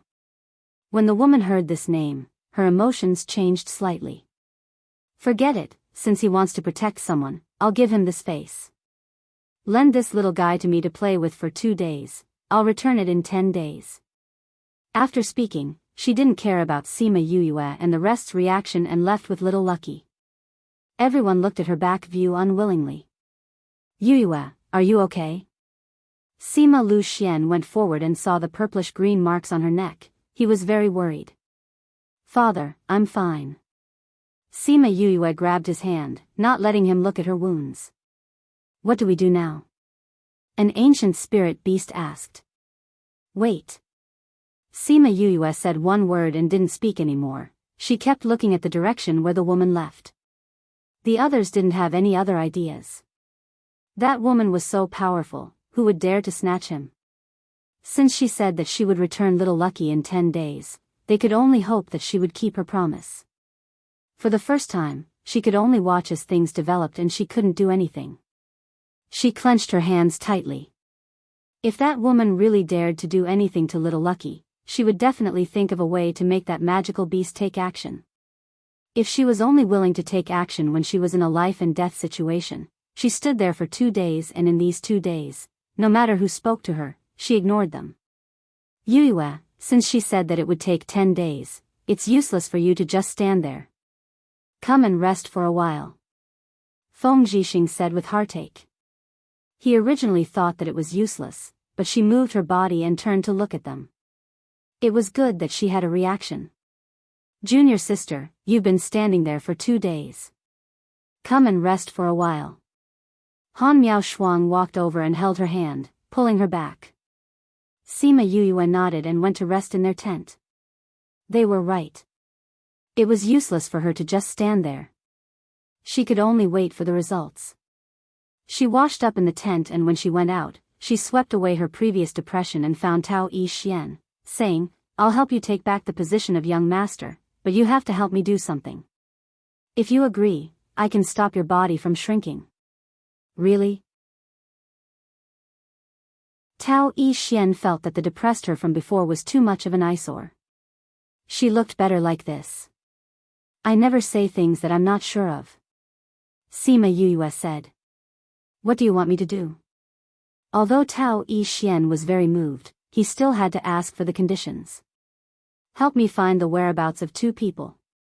Just find people? Tao Yi-Xian felt that her conditions were too simple. It was hard to believe. Sima Yuyue nodded. It's a little difficult to find 2 people on the entire island. But I think that with the Tao family's strength, it shouldn't be a problem, right? The Tao family was the largest family in Vermilion Bird City. They were ranked near the top in the small booklet that helmsman Tua had given her. Then you're saying that you know about the Tao family. Then do you know the situation I'm facing? Do you know how difficult it is to help me take back the position of young master? Tao Yi-Xian asked. Of course I do. Then you're helping me do such a difficult thing and you only want me to find 2 people for you? Chapter 16:12. Sima Yuyue looked straight at Tao Yi-Xian and said, to you, finding someone is a simple matter, but to me, this is very important. As for your matter, although it is difficult for me, it is not impossible. Tao Yi-Xian's body shook. This was the first time he had seen such a confident woman. That kind of confidence was like an ice blade stabbing into his frozen world. It seemed that something was different. All right. I promise you. He nodded. You help me regain the position of young master, and I'll help you find the person. At the same time, I can also promise you another condition. Seeing that Sima Yuyue was about to say something, he waved his hand and said, I don't like to owe people anything, so I'll agree to your other request. Of course, that's only if it's within my capabilities. Okay. Sima Yuyue did not refuse, but the way she looked at him changed. Such a person could still be considered righteous. Now, you can tell me about your situation. I want to know everything, big and small, so that I can think of a way. I think you guys still don't know who's behind this, right? Sima Yuyue said. Yes, and no. Tao Yi-Xian said. I know who poisoned me but I don't know who's behind it. Tao Yi-Xian said. Why? In this kind of family, it was generally obvious who was who, right? Because that person is my foster father. When Tao Yi-Xian mentioned his foster father, his voice trembled slightly. Adoptive father? Sima Yuyue recalled that they used to call him a bastard. Yes. Back then, my father was being hunted down and was poisoned when he was escaping. He met my mother and the 2 of them had a relationship. That was how I was born.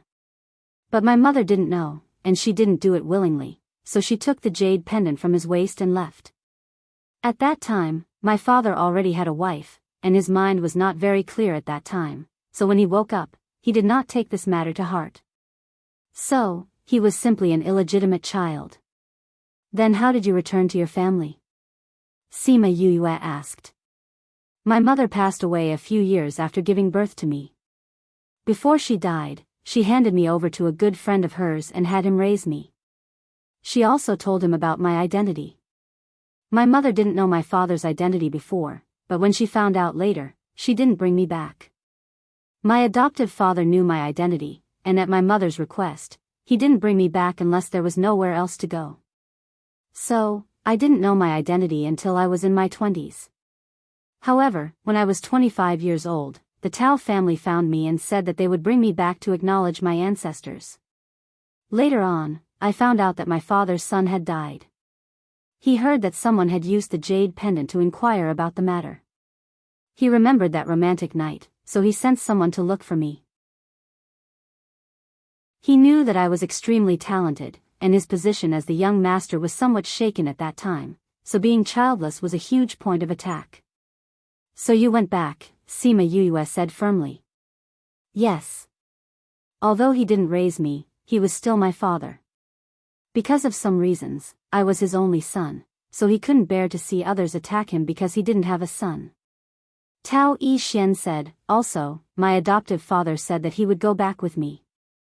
At that time, I also thought that as long as I was with my adoptive father, it didn't matter where I was. I just didn't think that. You didn't think that your adoptive father would do something to you, right? Sima Yue asked. How did you know? Because when you talked about your adoptive father, your voice was very complicated. Also, you're so smart. No matter who tried to harm you, you should be able to guess who it was. Since you couldn't guess, then it must be someone you didn't expect. Sima Yue said, you returned to your family as an illegitimate child and obstructed the interests of others. You must have been in a very difficult situation at the time. Your adoptive father had been with you for so long that you were caught off guard. Am I right? Tao Yixian lowered his eyes and didn't deny her guess. Sima Yue felt some sympathy for him. No wonder when he talked about the past, his grief was greater than his anger. No one would be able to accept being betrayed by such a close relative. Your adoptive father didn't contact anyone? If he did, I would be able to guess the person behind him. However, he spent most of his time with me and had very little time for himself. That's why I can't understand why he would betray me. Tao Yixian clenched his fists so tightly that his fingernails dug into his palms until they bled. Sima Yue sighed and stepped forward to hold his hands, prying his fingers apart. Since he raised you up, your life can be considered as repaying his kindness of raising you. When you meet him again, you don't have to be merciful. Just give him the cruelest revenge. Sima Yue said slowly. Tao Yixian lowered his head to look at her fingers. Her white fingertips were stained with his blood and were very eye-catching. You're right. I was raised by him. If it weren't for him, I wouldn't have been able to live until now. Just treat it as repaying his kindness for raising me. He quickly collected his emotions and his voice was so calm that it was hard to hear any emotions. Sima Yue didn't try to persuade him anymore. She stood up and said, all right, let's talk about other things. What else do you want to know? The Tao family structure, how many factions they have, who are the representatives, who will benefit the most from your death. I think you know what to say, right? Sima Yue said. If we're talking about who will benefit the most from my death, it should be my father. What? Sima Yue was shocked for the first time. A bitter smile appeared on Tao Yixian's face. My father didn't handle something well and brought quite a bit of loss to the family, so someone asked him to step down and let me take over as the family head. You're not close to your father, are you? Sima Yue guessed. He and his wife were childhood sweethearts and had a very deep relationship. She was also the one who asked to be with him for the rest of their lives. My father felt that my existence was a stain on the oath they made back then. When he brought me back, he was already forced by the situation, so how could he be close to me? Sima Yue expressed deep sympathy for him.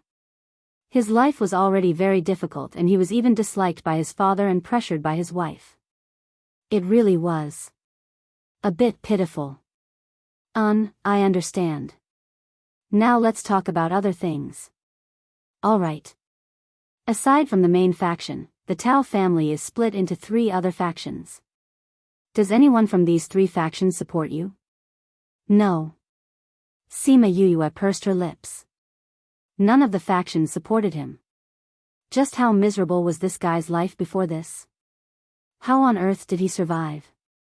In your situation, if you die, everyone will benefit. If you go back like this, it'll be hard for you to take the family head's position. Sima Yue poked at Tao Yixian's weak spot.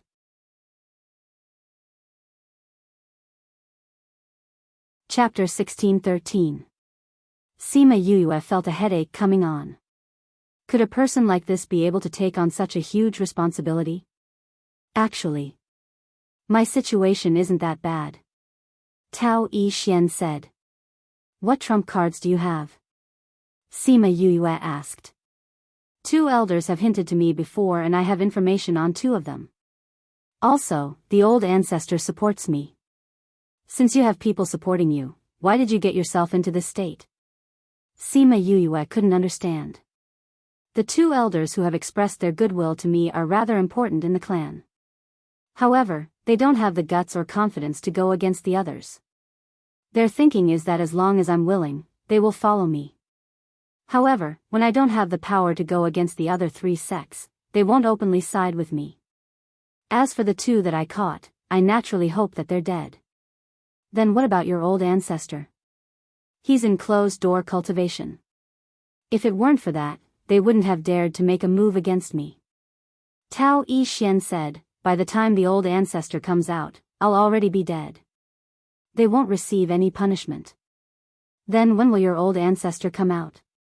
The old ancestor said that he's not in closed-door cultivation this time. As long as I can go back and find him, he'll come out. That's why I'm guessing that the people in your clan will stop you from seeing the old ancestor. After I was poisoned and escaped, I sent people to find the old ancestor. Just as you said, they've sealed off the surroundings. The people I sent are all dead. As expected.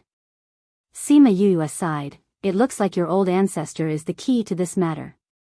As long as you can get him to come out, you'll be halfway done. Tao Yi Xian looked at her and reminded her, you seem to have forgotten the most important factor. If my poison can't be cured, then everything you do will be futile. As long as that poison master isn't dead, you won't die. Don't tell me you don't even know who made this poison? If that was the case, she would have to consider switching people. I do know that. He's the poison master in the clan and has a very strange temper. He's not close to any of the sections. However, he stays in the clan all day long, so it's not easy to see him. Sima Yuyue heaved a sigh of relief. As long as we know who it is, as long as he's still alive, I'll be able to get you the antidote. Alright, let's talk about the Tao family's situation. He was just saying that she was the one who always led him astray. After figuring out the key problem, she just needed to listen to the rest of the information. However, the more she listened, the more shocked she became. Because these were almost exactly the same as what was recorded in the booklet she had read. What was Helmsman Tuo's identity? How could he get such information? Could it be, she suppressed the thoughts in her heart. Following her guess, she couldn't help but wonder what Helmsman Tuo's purpose was. She was afraid that she would come up with some horrible plan. She always believed that a stranger would not treat her well for no reason. After Tao Yi Xian finished speaking, he saw that Sima Yuyue only nodded and asked, you don't have anything else to ask? I've already asked everything I wanted to know. What you're saying now, I won't be able to use it in a short while. Sima Yuyue said, take off your clothes. What? I said, take off your clothes. Sima Yuyue repeated. Tao Yi Xian grabbed the front of his clothes and looked at her warily. What do you want to do? Seeing him like this, Sima Yuyue felt like she was in a mess. It was as if she had returned to the time when she had just met Fatty Chu. That guy had also looked at her warily. However, she was still dressed as a man at that time and her reputation wasn't good. However, what was this guy trying to do now? She glared at Tao Yi Xian with a dark expression and said, what are you thinking? Take off your clothes and I'll give you a needle to stop the poison from invading your organs. Cough cough, Tao Yi Xian knew that he had misunderstood and his face turned red. Why did she have to be so flirtatious for no reason? However, he still obediently took off his clothes. Sima Yuyue walked over with the needle and saw that his back was covered in red dots. She furrowed her brows. It looks like your poison is deeper than I thought. Tao Yi Xian didn't say anything. He didn't know anything about poisons. He only heard her sigh behind his back before the needle pierced his body. When he saw how long the needle was, he thought that it would hurt a lot. He didn't think that it would only feel a little bloated. 2 hours later, Sima Yuyue put away the needle and said to him, we have to go back as soon as possible. Your condition is worse than I thought. Even if we have to go back as soon as possible, you have to make arrangements first. It's best if you don't come with me in case I bring trouble to you. Tao Yi Xian said. Let's talk about this later. We still have a few days anyway. Little Lucky hadn't returned yet so they couldn't leave. Sima Yoyue's thoughts were actually very simple. Wasn't Tao Yi Xian unable to appear? Then he would just stay in the little realm. Once he was done with his business, she would let him out. However, she wouldn't say this method now. She still had to observe Tao Yi Xian for a while longer. Right, what the hell is this Tang clan? She asked. Tao Yi Xian raised his head. What the hell did she mean? Ahem. What I'm saying is, what's going on with the Tang clan? Sima Yuyue explained. The Tang clan and Guo clan are both small powers that rely on our clan. However, the Tang clan is currently hunting me down while the Guo clan is protecting me. Tao Yi Xian said. Who controls Tang Jia? Tao Yi Xian shook his head. He really didn't know. He hadn't interacted much with powers like the Tang clan before and never thought that he would encounter a situation like this. Sima Yuyue understood with a single glance. Based on his usual situation, the Tao clan wouldn't let him interact too much with the powers below him. Then this Guo clan really isn't bad. She sighed. The Tang clan wasn't familiar with him and the Guo clan wasn't familiar with him either. However, they had protected him and almost lost their lives in order to protect him. You seem to be quite familiar with them. Did you know each other before? Not really. Sima Yuyue told him about her encounter with the Guo clan. Then you're not bad either. Tao Yi Xian smiled. I've always been pretty good. Sima Yuyue praised herself without blushing at all. Tao Yi Xian couldn't tell that she was such a narcissistic person. Right, you said you wanted me to help you find someone. Who are you looking for? What are his characteristics? Where was he before he disappeared? It's too early to tell you this now. Wait until you've reclaimed the position of young master. Sima Yuyue said in a low voice. Why? Do you think that it's pointless to tell me before I have the strength? Tao Yi Xian asked in return. Sima Yuyue fell silent. That was indeed what she was thinking. The less people who knew about her master and the others, the less danger they would be in. If Tao Yi Xian didn't handle this matter well, he might leak the information later on and bring danger to her master and the others. Chapter 1614. When Tao Yi Xian saw her like this, he knew he had guessed correctly. However, before he could say anything, Sima Yuyue said, if you want to know about other people's affairs, you must have the ability to do so. Otherwise, you will give others hope in vain, only to disappoint them in the end. With that, she got up and left. Tao Yi Xian looked at her back and fell into deep thought. After Sima Yuyue left the tent, she saw Guo Yinda interrogating the members of the Tang family. Hearing their voices, Tao Yi Xian also walked out. Guo Yinda saw Tao Yi Xian come out and bowed to him, saying, Young master, I didn't think that Tang Fei would be such a tough nut to crack. We've asked him for so long and still haven't gotten any answers. I think it's probably because he's under a lot of pressure from the top, so he doesn't dare to say what he knows. Doing these things behind the family's back is either for money or money. However, if it was such a simple goal, you should have gotten the answer you wanted. Sima Yuyue looked at Tang Fei who was lying on the ground. He was already breathing out more than he was breathing in. You're saying there's another reason? Of course. Sima Yuyue said, if it were you, would you keep a secret for that person if it wasn't for the threat to your life? No. Guo Yinda shook his head. I'll find a chance to commit suicide.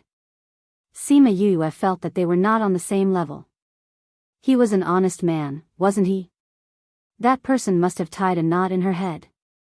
That's why she's still clenching her teeth and refusing to say anything. In any case, he's going to die whether he tells us or not. If we protect the people behind him, we'll naturally be able to protect his family as well. Tao Yi Xian said. Sima Yuyue gave him a, you're pretty smart look. Then what should we do? Guo Xian had been interrogating Tang Fei for the past 2 days. No matter what he did, Tang Fei just clenched his teeth and refused to speak. It was about to obliterate his confidence. Tao Yi Xian walked over and squatted next to Tang Fei to examine him, saying, he's not poisoned. It looks like he wasn't controlled by poison. Then the most likely possibility is, a seal was placed in his consciousness. If he dares to speak about that person, his body will explode and he will die. Doesn't that mean we won't be able to get any results? Guinda said. Tao Yixian was also a little disappointed. If he could ask Tang Fei about the person behind this, he would at least be able to get some clues. But in this way, he had no clues at all. Ha! At this moment, Tang Fei laughed. He laughed very proudly. You're right. The higher-ups did place a seal in my sea of consciousness. As long as I feel even the slightest bit about myself, I won't be able to survive. Don't even think about getting any information. Ha ha ha ha. You still want to take advantage of me. Gua Xian kicked him twice. Don't you want to die? I'll fulfill your wish. With that, he condensed his spiritual energy and attacked the heavenly gate. Wait! Sima Yuyue, who had been silent all this time, called out to him. Gua Xian's hand froze in midair in shock. Yuyue, what's wrong?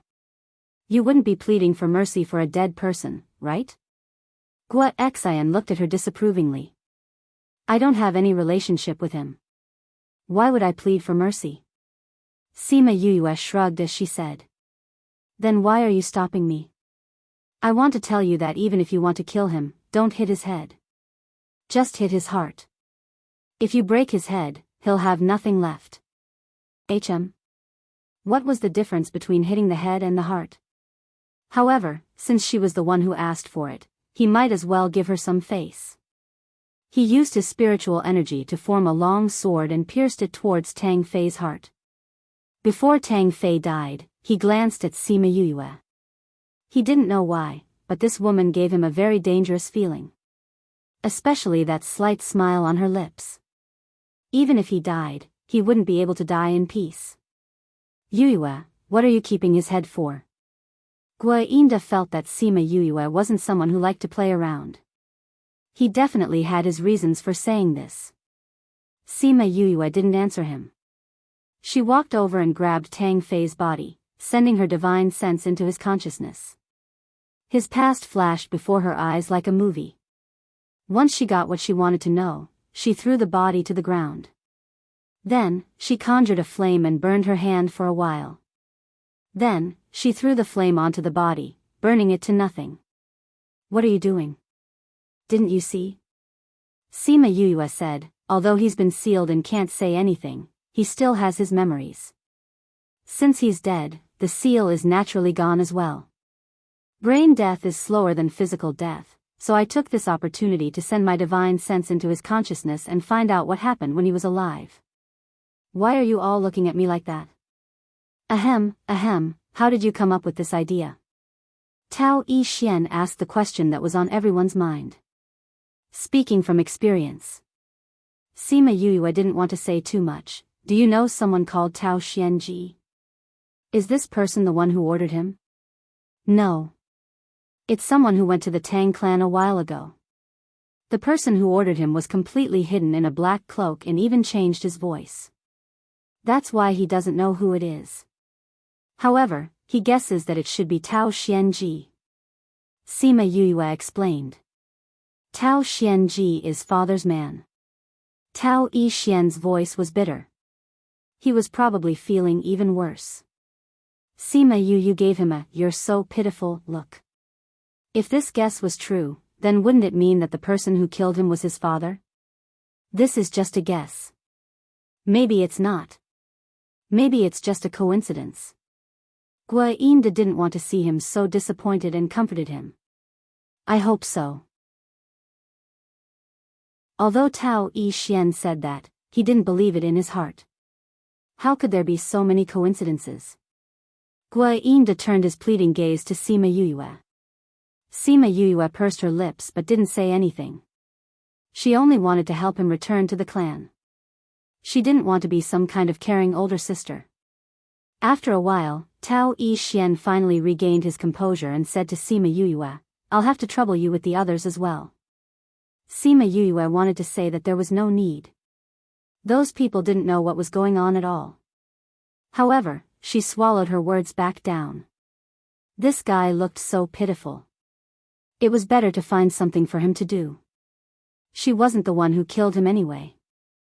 She was just putting on an act.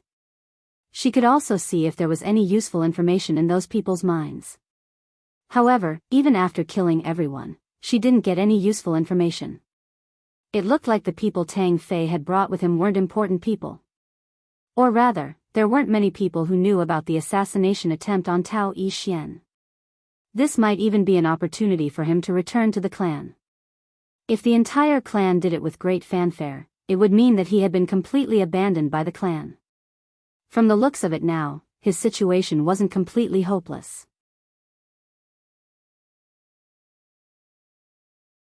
Chapter 16:15. After that, Tao Yixian called Gui Inda and Gui Xian to his tent and told them about his deal with Sima Yue. Young master, are you really going to place your hopes in the hands of a little girl you just met? Gui Xian furrowed his brows, feeling that this method was inappropriate. Sima Yue wasn't even as powerful as him. Could she let young master return to the clan? Do you have a better idea? Tao Yixian asked. He really didn't. Don't think that Sima Yue is unreliable just because she's young. The way I see it, she's more reliable than the others. Tao Yixian said. Young master, you trust her that much? Yes, she's not very powerful. There are many people on this island who can crush her. However, when it comes to power, it's not just her cultivation. She has many helpers by her side. She'll definitely be able to surprise us. Tao Yixian said confidently. At the very least, they didn't have enough face to get this old monster of Rabbit Ear Mountain to let them go. They didn't have any ancient spirit beasts by their side to protect her either. If my guess isn't wrong, the person who brought them in back then was none other than our island master who's always idling around. Tao Yixian guessed. It was the island master? On this island, was there anyone who could steal the helmsman's boat without anyone noticing? He asked. No. Although the helmsman was fat and had big ears, his power was real. Trying to steal his boat, wasn't that just asking for death? However, he has a good relationship with the island master and they often drink together. I'm guessing that he must have gotten the helmsman drunk before he seized his boat and went out for a spin. Tao Yixian said, furthermore, isn't our island master's name Xiao Gong? Helmsman Tua Xiao Gong. These two names sound similar. However, isn't the island master called Tua Hongyu?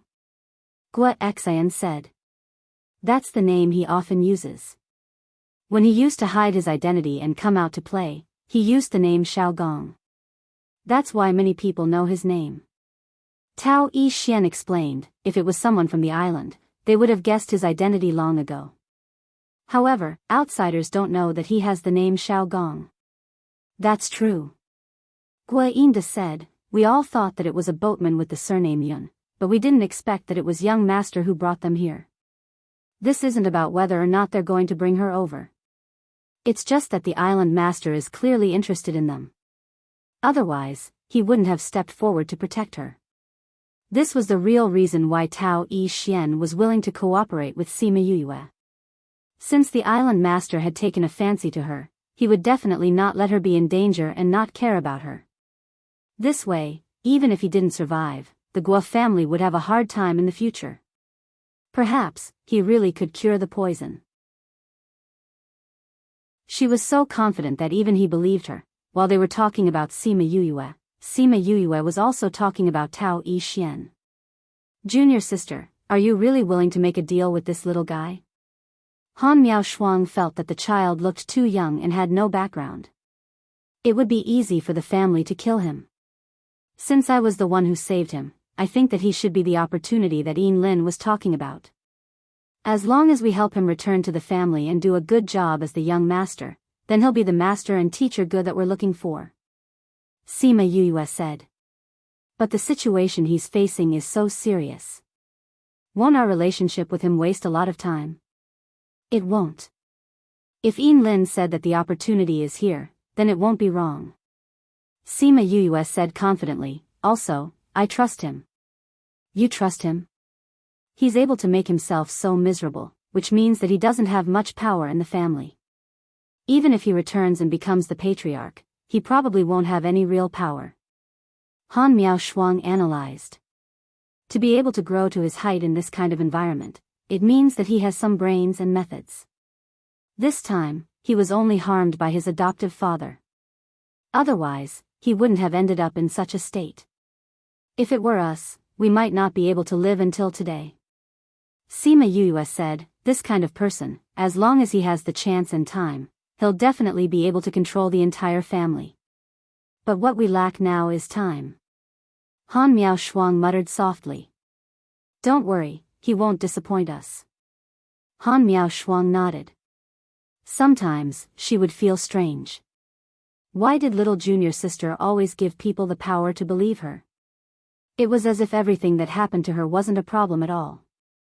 If the same thing was said by someone else, she might not believe it. But when it came from her, she felt that it was definitely true. What do you plan to do next? Sima Xiuqi asked. His granddaughter was too opinionated. She made these old bones useless. Sigh, why weren't the others in the family like her? If this was the case, even without the things she brought back, the family would be able to rise quickly. It's actually very simple. Although there are people chasing after him, as long as he doesn't appear, we won't be in too much danger. Sima Yuyue said, it won't be too late for him to come out after we've settled things in Phoenix City. That's true. We didn't know the Guo family before. They won't think that we're in contact with him. Feng Zhixing said, are you planning to put him in the little realm? Wouldn't that be too dangerous? If he knows about the little realm, what if he has evil thoughts? Su Xiaoxiao was worried. If he sees the people inside, he won't dare to have those thoughts. But Aunt Xiang and the others are enough to kill him. If we compare the power behind them, would the Tao family dare to compare with the Feng people? Sima Yuyue wasn't worried at all. If that was really the case, so what if they destroyed them? However, if we want to get in touch with the Tao family, we need a plan. We can't just act according to the situation. Sima Luxian said. I've already thought about it. Sima Yuyue said, when the time comes, we'll do this. After listening to Sima Yuyue's plan, the others looked at her disapprovingly. Although the beauty trap is good, that person is so powerful. If you don't have time to open the little realm, what if you're in danger? Huang Yingning disagreed. Her precious granddaughter, even if those scum touched her, she couldn't let them. If you don't go to the little realm, go to the spirit pagoda. That way, I can come out with just a thought. Sima Yuyue said. Although she didn't want to agree, it seemed like there was no better way to enter the Tao family. No matter who they were trying to get close to, it was impossible for them to be invited as guests so quickly. So, there was nothing faster and more convenient than being forcefully taken to the Tao family. A few days later, the woman sent Xiaoxi back. This made Sima Yuyue's heart, which had been hanging in the air for the past few days, finally settle down. What she didn't expect was that Xiaoxi was reluctant to part with the female lead. He told her to come and see him in the future as she left. It seemed like he was doing well these few days. She had been worried for nothing.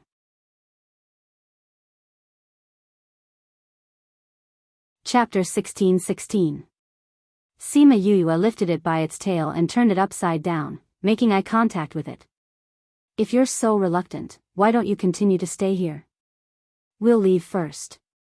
She snorted. Little Lucky immediately put away the reluctance in his eyes and put on a fawning expression. He beamed and said, Yuyu, what are you saying? Of course I'll follow you.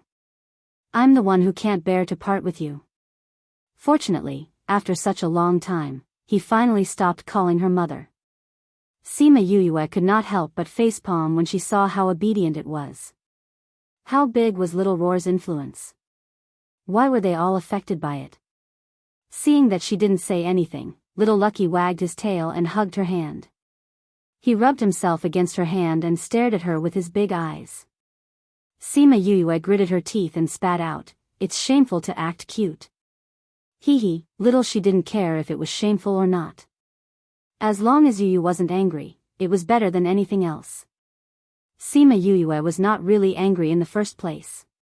Seeing him like this, she stretched out her hand and poked his forehead, saying, "In the future, don't learn these crooked ways from Little Roar." That's right, wasn't this move taught by Little Roar? Actually, what she didn't know was that Little Roar would teach this move to every new member. In his words, it was, this woman, when she gets angry, she's very scary. But as long as you learn this move, you'll succeed every time. Who told her to be a little girl? If she knew about this, she would definitely stuff it into a crack in the ground and find something to suppress it for 100 years before letting it out. It was rare to see Sima Yuyue acting like a little girl. Everyone smiled knowingly. Cough, cough. Sima Yuyue reacted and threw Little Lucky onto her shoulders. She said to everyone, "Now that Little Lucky is back, let's leave this place." At this time, Guainda walked out and cupped his hands towards them, saying, "Miss Yuyue, we are very grateful that you are willing to help young master. We are also very willing to work hard for you. But we can't go back yet. Look, can you guys leave first? We'll look for you later. Is there anything else?" Guainda smiled wryly and said, "To tell you the truth, we came here this time to find 2,000-year-old medicinal ingredients." "What medicinal herbs are you looking for?" He didn't say anything specific. He only said that we have to hand over 2 types of medicinal herbs that are over 1,000 years old. Only then did we have the courage to enter this deep mountain. Guainda said. Sima Yuyue turned her head to look at Tao Yi Xian. He nodded. This was indeed the tax this year. If we don't hand it in, then I'm afraid our Guo clan will. So no matter what, we have to find 2 ingredients this time. Guainda said. You guys haven't found it yet, right? Sima Yuyue said. She knew that she had guessed correctly when she saw the Guo family's reaction. However, she couldn't leave them here, because she needed the Guo family to complete the rest of the plan. Should she give them 2 herbs that were more than 1,000 years old? Just say that he picked it up on the road? However, these people were also experts. If it was just unearthed, they would definitely be able to tell. Just as she was in a dilemma, Little Lucky reached his hand under his belly. Before Sima Yuyue could see where he was reaching, he pulled out 2 medicinal herbs and threw them towards Guainda, 1,000-year-old medicinal herbs. The Guo family recognized them at a glance. Little Lucky, where did you get these? Sima Yuyue asked. I got them from Auntie's place. She has a lot of these around her cave, so I pulled out a few to play with. Little Lucky replied, then said to Guainda and the others, I'll give these 2 to you guys. Hurry up and come with us. Thank you, thank you. The Guo family members cupped their hands in gratitude. If they stayed in the mountain to continue searching, who knows when they would meet with danger. Since the problem has been solved, then let's leave the mountain. Sima Yuyue said. Let's go. Tao Yi Xian spoke up as well. We'll just leave. If you follow us down the mountain, wouldn't that be telling everyone that we have something to do with you? Sima Yuyue said. But it's not good to let young master stay in the mountains alone, right? Guainda said with some difficulty. Sima Yuyue took out a little door and opened up her little realm, saying, although my little realm is small, you can still live in it for a while. Once I've settled things, I'll let you out. Little realms weren't rare on this island, so they weren't too surprised. At most, they didn't think that someone like her would have such a thing. Tao Yi Xian understood what she was thinking and nodded, entering the little realm alone. He had thought that it was really a small little realm like Sima Yuyue had said, but he didn't think that what he saw after entering was a vast and boundless world. Furthermore, there was actually a city in this little realm. He was a little shocked. At this moment, someone came over and bowed to him, saying that he was the temporary manager of Blood Fiend City and had received orders from Sima Yuyue to take care of him during this period of time. Blood Fiend City? That's right, this is Blood Fiend City. The manager brought him into the city, and because there weren't any inns here, he brought him to his own courtyard. As he walked, he explained the situation here to him. You're saying that the people here used to be from Blood Fiend City? Tao Yi Xian asked in shock. Back then, news of what happened in Blood Fiend City had spread to the island. After all, she was such a special existence. For her to disappear just like that was quite shocking. He didn't think that she was the one who did that and even brought the people from Blood Fiend City here. The manager saw that he was interested and told him about what happened in Blood Fiend City back then with Sima Yue. The manager's eloquence wasn't bad and he described what happened back then vividly. Tao Yi-Xian could almost feel the dangerous situation back then and the majestic scene after Sima Yue had summoned the lightning tribulation. Other than that, what surprised him was that Sima Yue was actually able to attract the heavenly tribulation. If she attracted the heavenly tribulation while fighting with someone, wouldn't that mean that the other party would have to go through the tribulation as well? Thus, the manager told him about what happened in the dark forest and the shock in Tao Yi-Xian's heart grew even stronger. She was actually able to kill hundreds of monarch-leveled cultivators as a divine-leveled cultivator. This wasn't a simple feat of winning against a large number of opponents or fighting against those of a higher rank. Don't look down on Lady Yue just because she's young. She's very capable. She said that she would help you take back the position of young master, so there's definitely no problem. After so many years, we've never seen anything that she couldn't do. The manager said with a chuckle, it's also because she's kind-hearted that she allowed us to stay here. Otherwise, we wouldn't have the peaceful days we have now. When they arrived at the manager's courtyard, the manager pointed to the courtyard to the side and said, if you don't have anything to do, don't go to the side, alright? It won't be good if you disturb the people inside.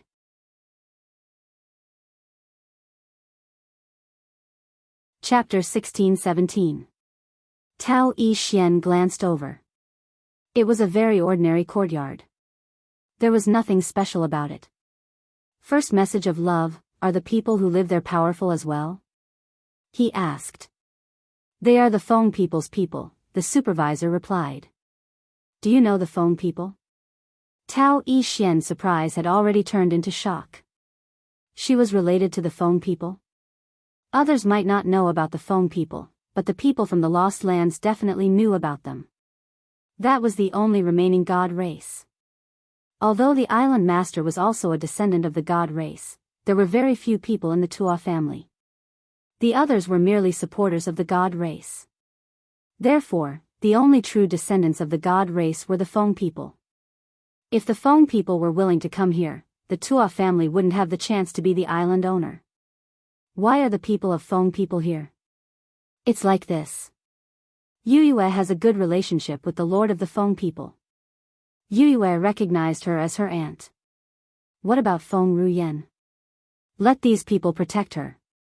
Tao Yi-Xian's mouth twitched. People from the Feng people were going to be her bodyguards? He thought that she was just an ordinary outsider. He didn't expect her to have such a powerful background. The steward rambled on for a long time, and only left after settling him down. When he was alone, Tao Yi-Xian laid on the bed and began to think about his relationship with Sima Yue. It seemed that some things needed to be changed. However, he couldn't help but smile. The more powerful she was, the better it would be for him, right? Sima Yue did not pay attention to Tao Yi-Xian's situation in the little world. The group of them left Rabbit Ear Mountain and returned to the Guo family. In order to keep it a secret, Sima Yue asked Guo Yinda to keep it a secret. Even the other members of the Guo family only said that they encountered a spiritual beast on Rabbit Ear Mountain and were saved by Sima Yue at the critical moment. When the Guo family heard this, they knew that this was their savior, so they were treated very well in the Guo family.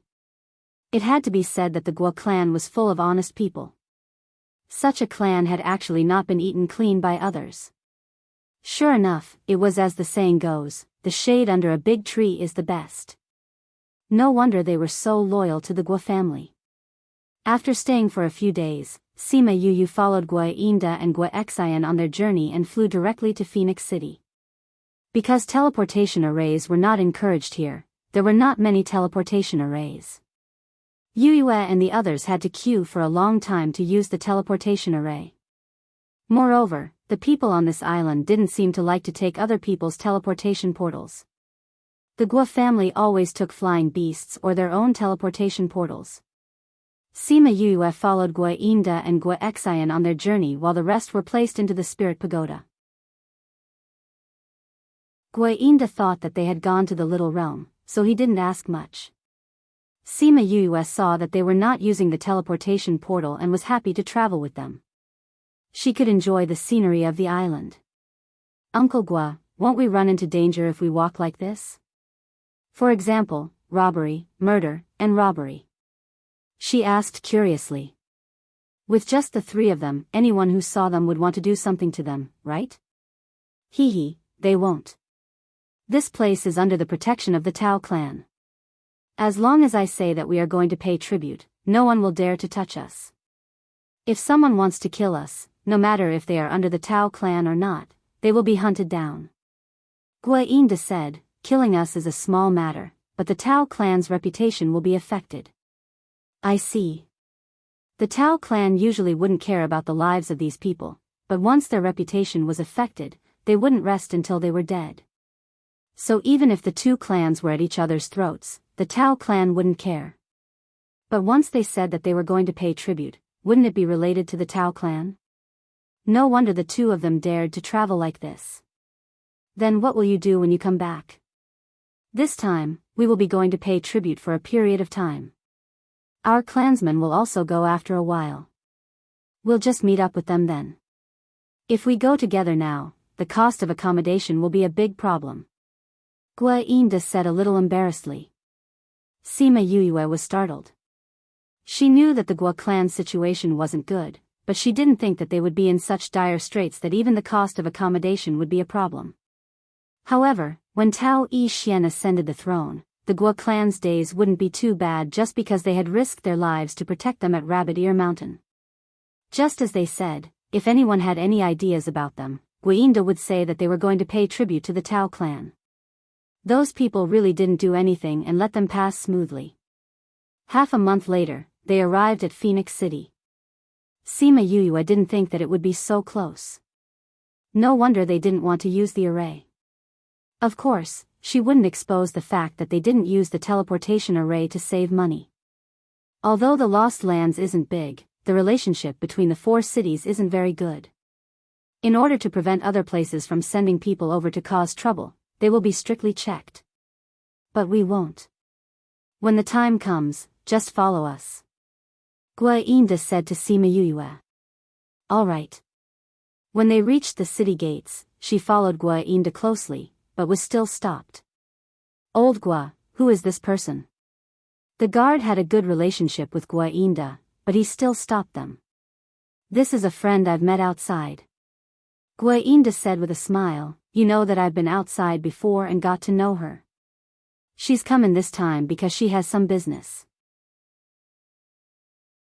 Someone from the outside? The guard furrowed his brows slightly. Old Gua, you don't know, but the situation has been tense recently. People from the Crimson Pearl Convention are not allowed to enter Phoenix City. Why?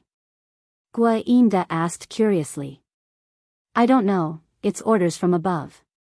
The guard also thought it was strange, but this wasn't something he could investigate.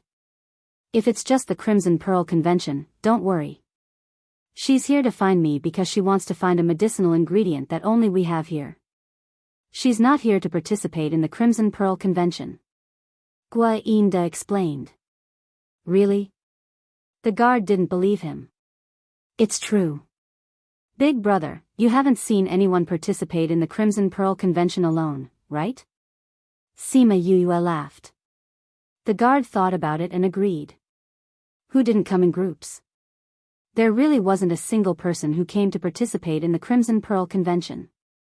He waved his hand at them and said, Old Gua, we can still trust your Gua clan people. Let's go in. All right, thank you for your trust. When we get back, we'll go to the tavern in the east of the city and have a good drink. Gui Inda said. All right. That's a promise. No problem. Just like that, Gui Inda easily brought her through the gates of Phoenix City. Only when that big incident happened in the future did the guard realize how big of a mistake he had made back then. Luckily, by then, no one had noticed that he was on duty that day. They entered the city gates and went to the place where they used to live. It was a very small inn, but it looked very clean. The Gua clan was really a bit pitiful. Stop show 7.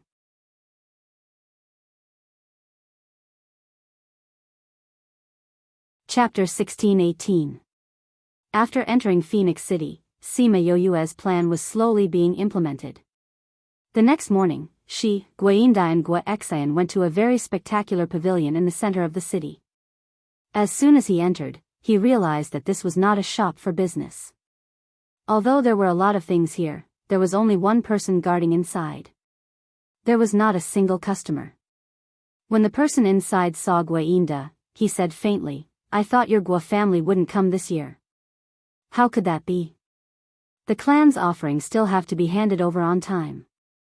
Guainda smiled and took out the 2 medicinal ingredients, saying, "These are our offerings this year." That person didn't think that Guainda would really take out something. He opened the box and saw that there were indeed 2 medicinal herbs that were over 1,000 years old. He said with some surprise, "Didn't you say that you didn't get anything good this year? Where did these come from?" "Some time ago, we went to Rabbit Ear Mountain and went deep into the mountains." He was lucky enough to get these 2 items. However, they had also lost quite a few people. Guainda let out a long sigh. He wasn't lying. A few people did die at that time, but they didn't die because they were looking for herbs. They were killed by the Tang family. The steward didn't make things difficult for them. After registering their items, the offering was complete. "All right, you can leave now. Don't forget to attend the clan meeting in 10 days. The steward waved his hand at them, not wanting to waste any more time. Guainda cupped his fists at him, turned around and left with Sima Yuyu. Just as they reached the door, a cold voice came from behind them. "Oh right, I heard that Tang Fei also brought some people to Rabbit Ear Mountain. Did you guys meet him?" "Tang Fei went too. I've never met one before," Guainda said in surprise. The steward glanced at him, lowered his head, and didn't say anything else. They also left the place. When they arrived at the main street, it was already past noon. Guainda said to Gua Xian, "This is Yoyue's first time here. Take her to walk around the city and see if there are any herbs that she needs. Then go back directly. I'm going to look for them to catch up and have a drink." "All right." After Guainda left, Sima Yuyue smiled at Gua Xian and said, "Big brother Gua, I'll have to trouble you." "What's so troublesome about that? Let's go. I'll take you to the pharmacy to have a look," Gua Xian said. "Yes." Sima Yuyue followed Gua Xian and left. After turning 2 streets, they arrived at a medicine shop. She mentioned a kind of medicinal herb called silver water grass. She had specially asked Guainda about it. It was a very rare medicinal herb that could only be found on the Lost Island. Especially when she said that she wanted a 200-year-old one, it was even rarer. The shopkeeper directly told her that there was none here and told them to go somewhere else. They had no choice but to go to other pharmacies. However, even if there were silver water grass at the back, their maturity wasn't high enough. After walking around for an entire afternoon, Zhang Xian didn't manage to find anything. When they returned to the inn, Gua Xian said to Yuyue, "Someone was watching us when we were shopping today. I just don't know if he's the one we're looking for." Sima Yuyue felt like she was being watched the whole afternoon. "What if he's not? Of course we won't go." Sima Yuyue smiled, "Other than that person, no one else can think of leaving with them."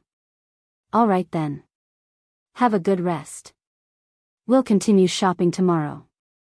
There are still many pharmacies in Phoenix City," Gua Xian said. "Today we went to random pharmacies. Tomorrow we'll go to the one under the Tao family," Sima Yuyue said. This was the only way to catch the bait faster. Guainda did not return that night. Gua Xian said that he would do this every time, so he did not bother about him. The next morning, they continued their journey to the pharmacy to ask about the medicinal herbs. They went to the biggest pharmacy. Although it was still early, it was already packed with people. Sima Yue felt that someone was looking at her the moment she entered. However, she did not care. Instead, she went to the counter and asked a shop assistant, "Excuse me, do you have silver water grass that is more than 200 years old?" Silver water grass that is more than 200 years old? I think we do. The shop assistant said. Really? Sima Yue was excited, then I'll buy it. Dear customer, don't be anxious. This medicinal herb is a little rare. I'll have to look at the records. The shop assistant said. All right. Please wait here for a moment. The shop assistant said and flipped through the records. Sima Yue and the rest waited for a while. The shop assistant came over and said, Dear customer, you're in luck. We only have one left. Let me tell you, if we don't have it here, then it's impossible for other places to have it. Therefore, this might be the last 200 years silver water grass. Then I'm in luck. Sima Yue smiled. Because it's 200 years old, the price is a little high. The price is not a problem. As long as you have the medicinal herb. Sima Yue said generously. Dear customer, please wait for a moment. After all, the important medicinal herbs are placed at the back. I'll go get it for you. All right. Sorry to trouble you. The shop assistant went to the back. Just as he entered, he was stopped by someone. Second master wants you to go over. The person said. The shop assistant was stunned. He immediately followed the person and went to a room on the second floor. Greetings, second master. The guard knelt down and bowed. The woman you served just now. What did she want? Second master asked. Second master, she wanted a 200 years old silver water grass. The shop assistant replied. Do you have it in the shop? There's only one left. Get someone to send it over. Second master ordered. This. The shop assistant was stunned. However, he quickly reacted. Thinking of second master's lecherous personality, he lowered his eyes and replied, I know what to do. Sima Yue waited in the shop for a while before the shop assistant came out with a guilty expression. I'm really sorry. I just went to the back to take a look. The last silver water grass was moved over by the family this morning. You mean, there's no more? Yes. If you came yesterday, there would still be some left. However, there's none left now. I'm really sorry. The shop assistant said apologetically. Her excited little face immediately fell. Seeing the shop assistant nodding and bowing to her apologetically, she waved her hand at him and said, It's not your fault. Since you don't have it here, I'll go somewhere else to take a look. I just said that this silver water grass is too rare. If we don't have it here, the other pharmacies won't have it either. The shop assistant said. I know. However, I still want to try my luck. After speaking, she turned around and left. Her little face was filled with disappointment. When she reached the main street, she said to Gua Xian, Brother Gua, I know you're worried about Uncle Gua. You should go and find him. I'll walk around by myself. This. Gua Xian was indeed worried about Gua Inda. Since she said so, he didn't decline and left by himself. Sima Yue was walking alone on the street. She could feel someone following behind her and the corner of her mouth hooked up into a smile.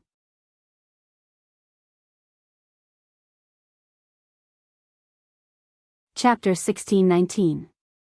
Half an hour later, Sima Yue took a step back in fear when she saw the person standing in front of her. Who are you? Miss, my family's second master would like to see you. The man pulled a long face, looking very scary. Who is your second master? I don't know him. I'm not going. Sima Yue said and walked around him, wanting to leave the alley. That man's body swayed and blocked her path again, saying, Miss, my family's second master said that he has silver water grass in his hands. 10 minutes later, Sima Yue stood in front of second master Tao. This second master Tao looked decent, but his eyes that were sizing her up made her very uncomfortable. Sima Yue was embarrassed by his stare and asked, "Do you have a 200-year-old silver water plant?" Her slender waist caused his waiter to raise his head. Especially that pair of pure eyes. She must have been well protected by her family in the past. From top to bottom, from beginning to end, every part was his cup of tea. "What's your name?" he asked instead of answering. "My name is Sima Yue," Sima Yue replied. "Are you an outsider?" "Okay." Sima Yue nodded. "Why did you come here? Are you participating in the Crimson Pearl Convention?" "No, that's not it." "Then why?"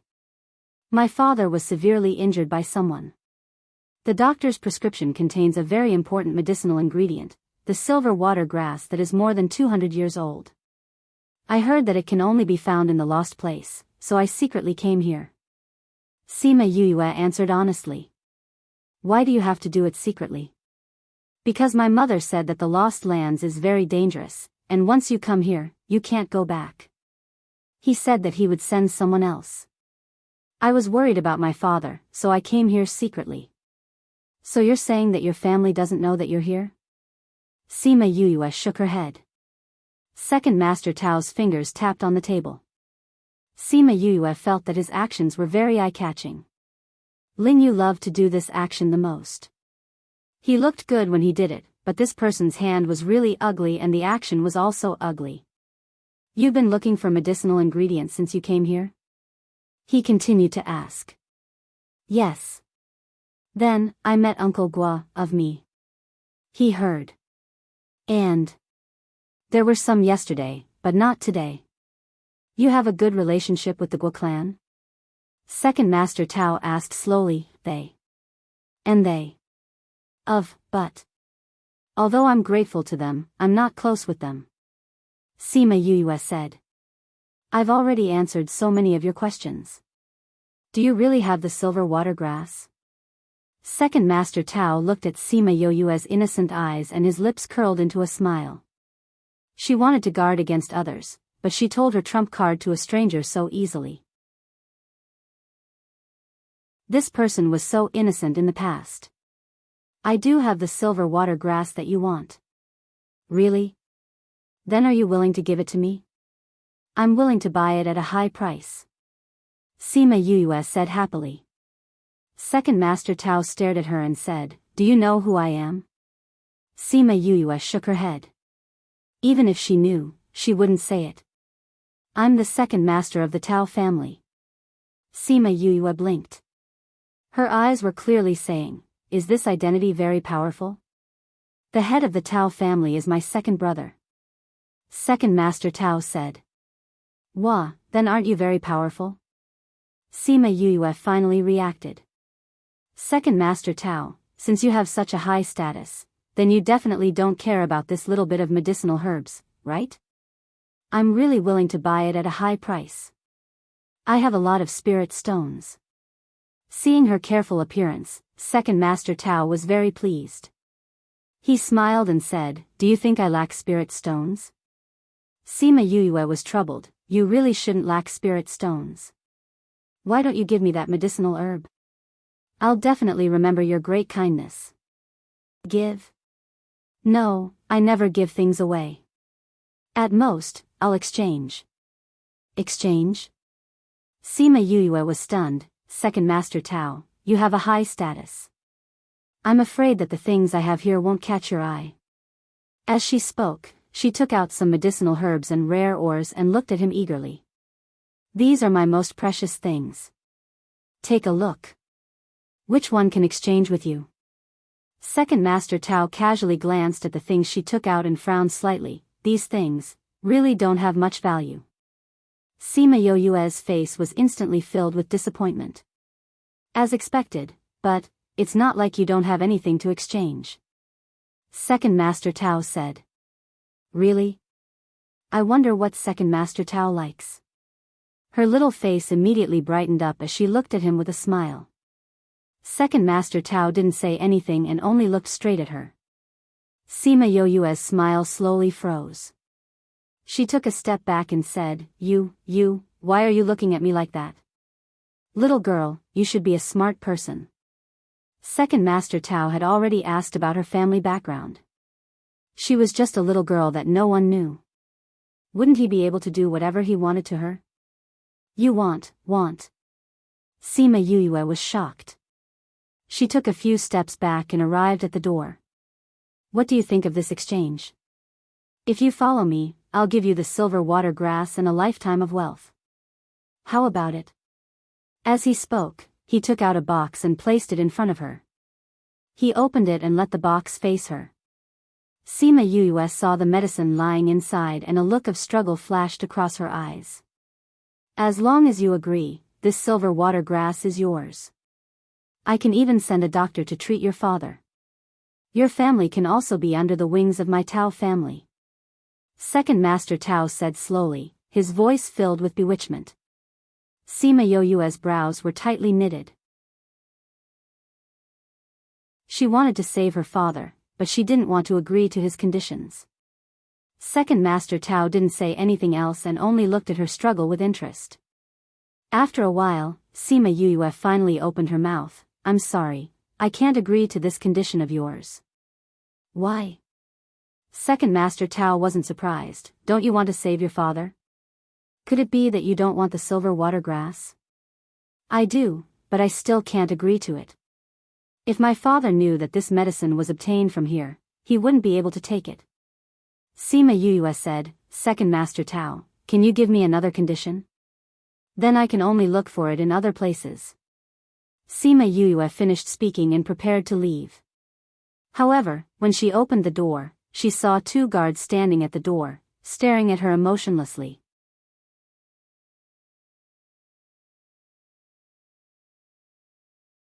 Chapter 1620. Sima Yuyue tried to push them, but she couldn't. Out of the way, she said, glaring at them. Hee. Without my orders, they won't move.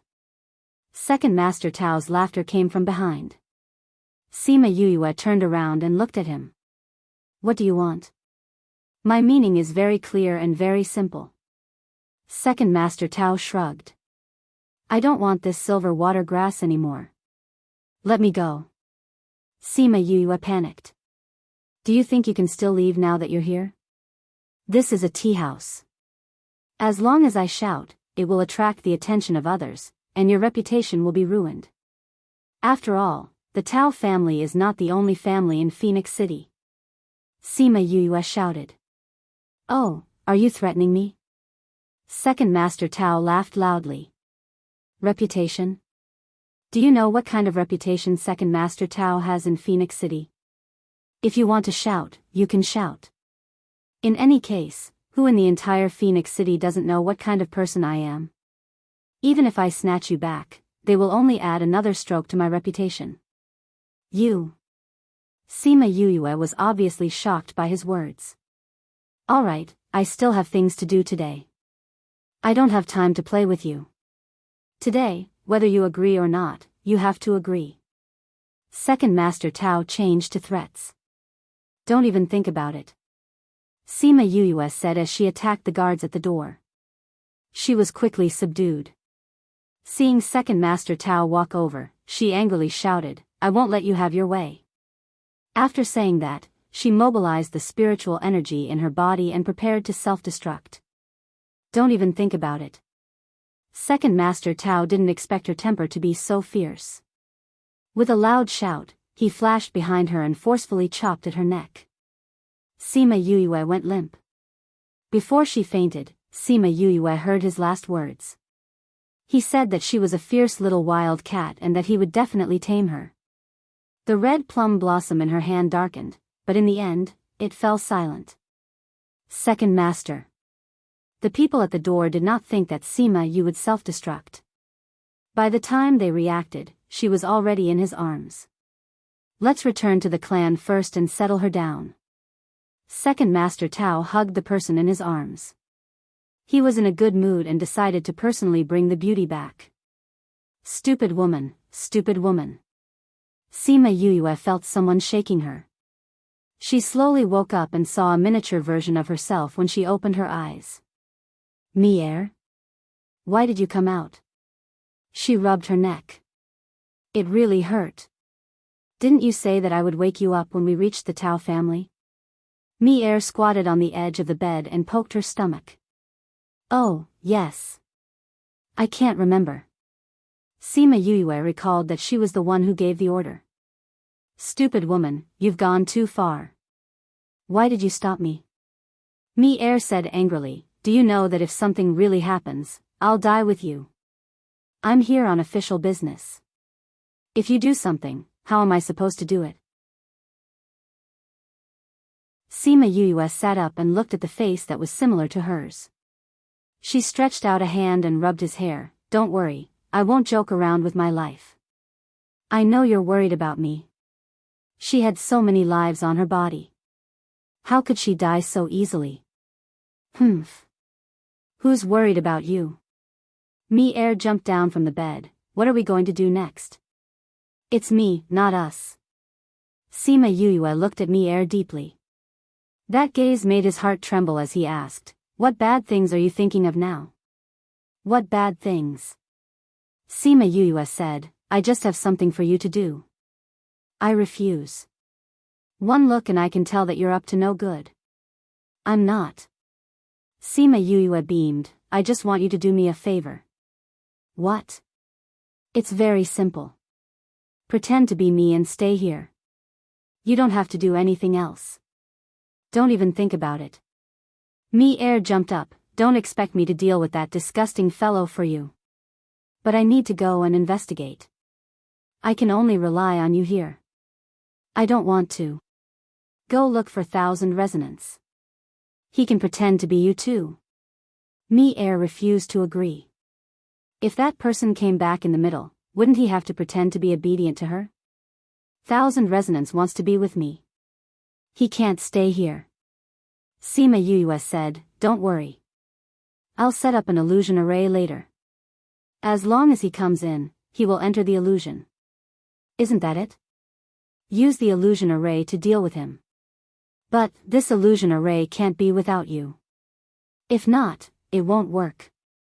Sima Yue explained patiently, if the person in the illusion array wants to say something, you have to say it. And when they're outside, if they don't sense my presence, they won't be tricked. Mei, if you don't help me with this, it'll be more troublesome for me. You really won't meet me? Mei's gaze was filled with suspicion. He really felt that this woman would sell him out. Really? Do you want me to swear to the heavens? Sima Yue stared at him helplessly. She wondered why she had such little trust in him. If he dares to touch me, I'll kill him. Mei said, filled with killing intent. However, it was also an indirect agreement. All right, up to you. Sima Yue said, but don't worry. According to what Tao Yi Xian said, Second Master Tao doesn't like to force himself on you. So as long as you don't agree, he won't do anything to you. That better be the case. Mei harumphed, if I stay here, what are you going to do? I'm going to find the poison master that Tao Yi Xian mentioned and find the antidote. Sima Yue said, however, I need to find someone to scout ahead first. Come back soon. I'll only help you for 2 days. If you can't handle it, I won't care. 2 days is too short. Then 1 day it is. Mei, you can't do this. You better hurry. Sima Yue sighed. She set up an illusion array in the house and watched as Mei transformed into her. She called out for 1,000 resonance to fuse with him. She then opened the door and swaggered out. Once she disappeared from the courtyard, the guard guarding the door then muttered, why did I feel like I was a little distracted just now? What about you? How could that be? Haven't we always been like this? The other said. The girl that Second Master brought back this time is very decent. It's a pity that she won't live for long. Shut up. Is Second Master someone that we dare to talk about? Be careful that Second Master doesn't feed you to the wolves. That person was clearly frightened as he nodded without saying a word. They glanced into the house and sensed that Sima Yue was still inside. They all sighed in their hearts. It was a pity that second Master Tao had seen her. They were afraid that her future days would be difficult. However, second Master wasn't someone that they could go against. They could only say that she was another pitiful woman.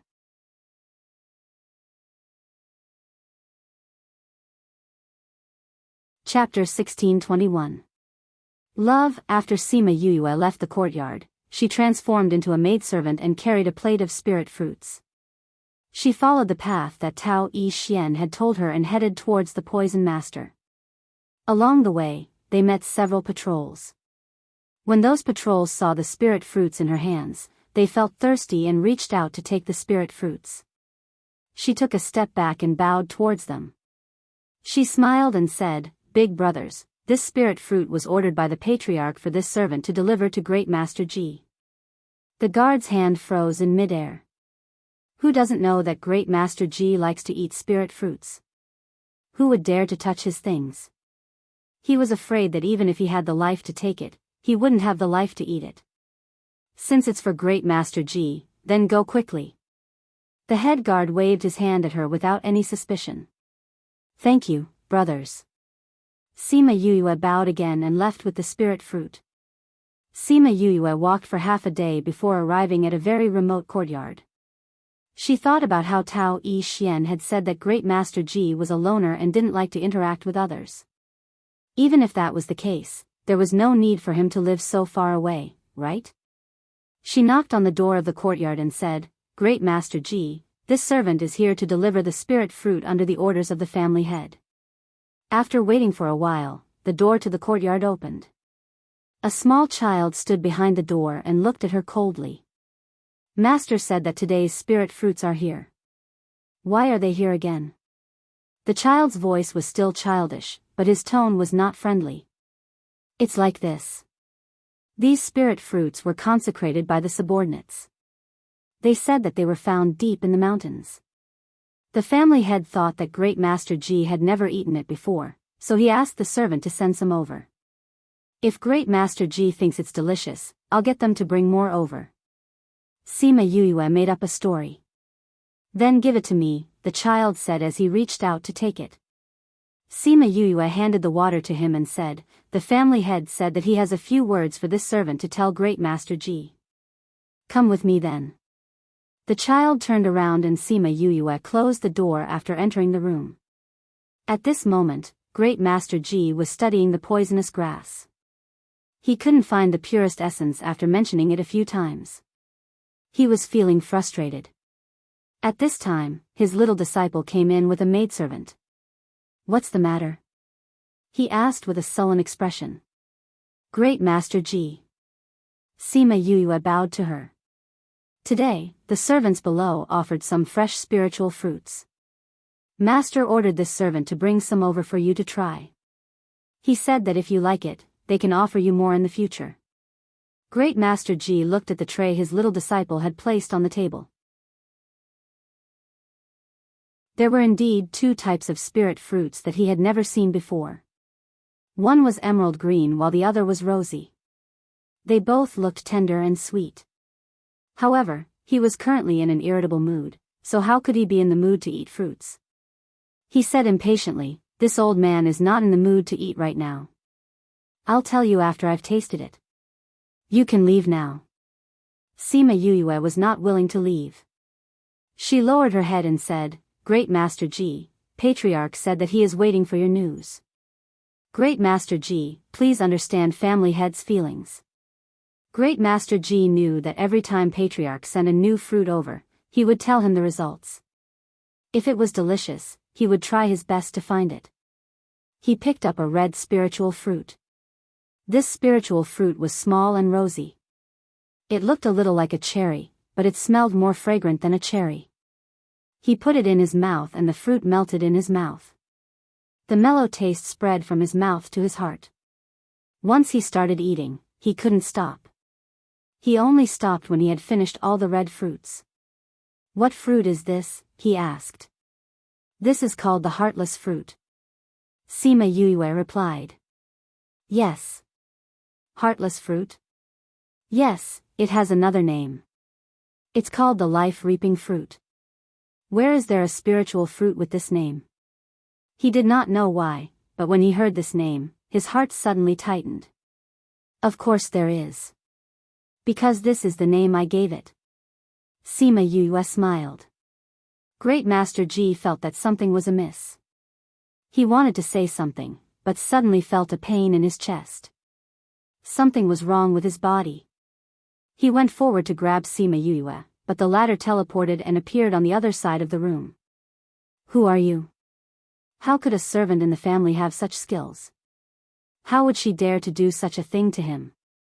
Sima Yue bowed and said, I'm just a small servant in the residence.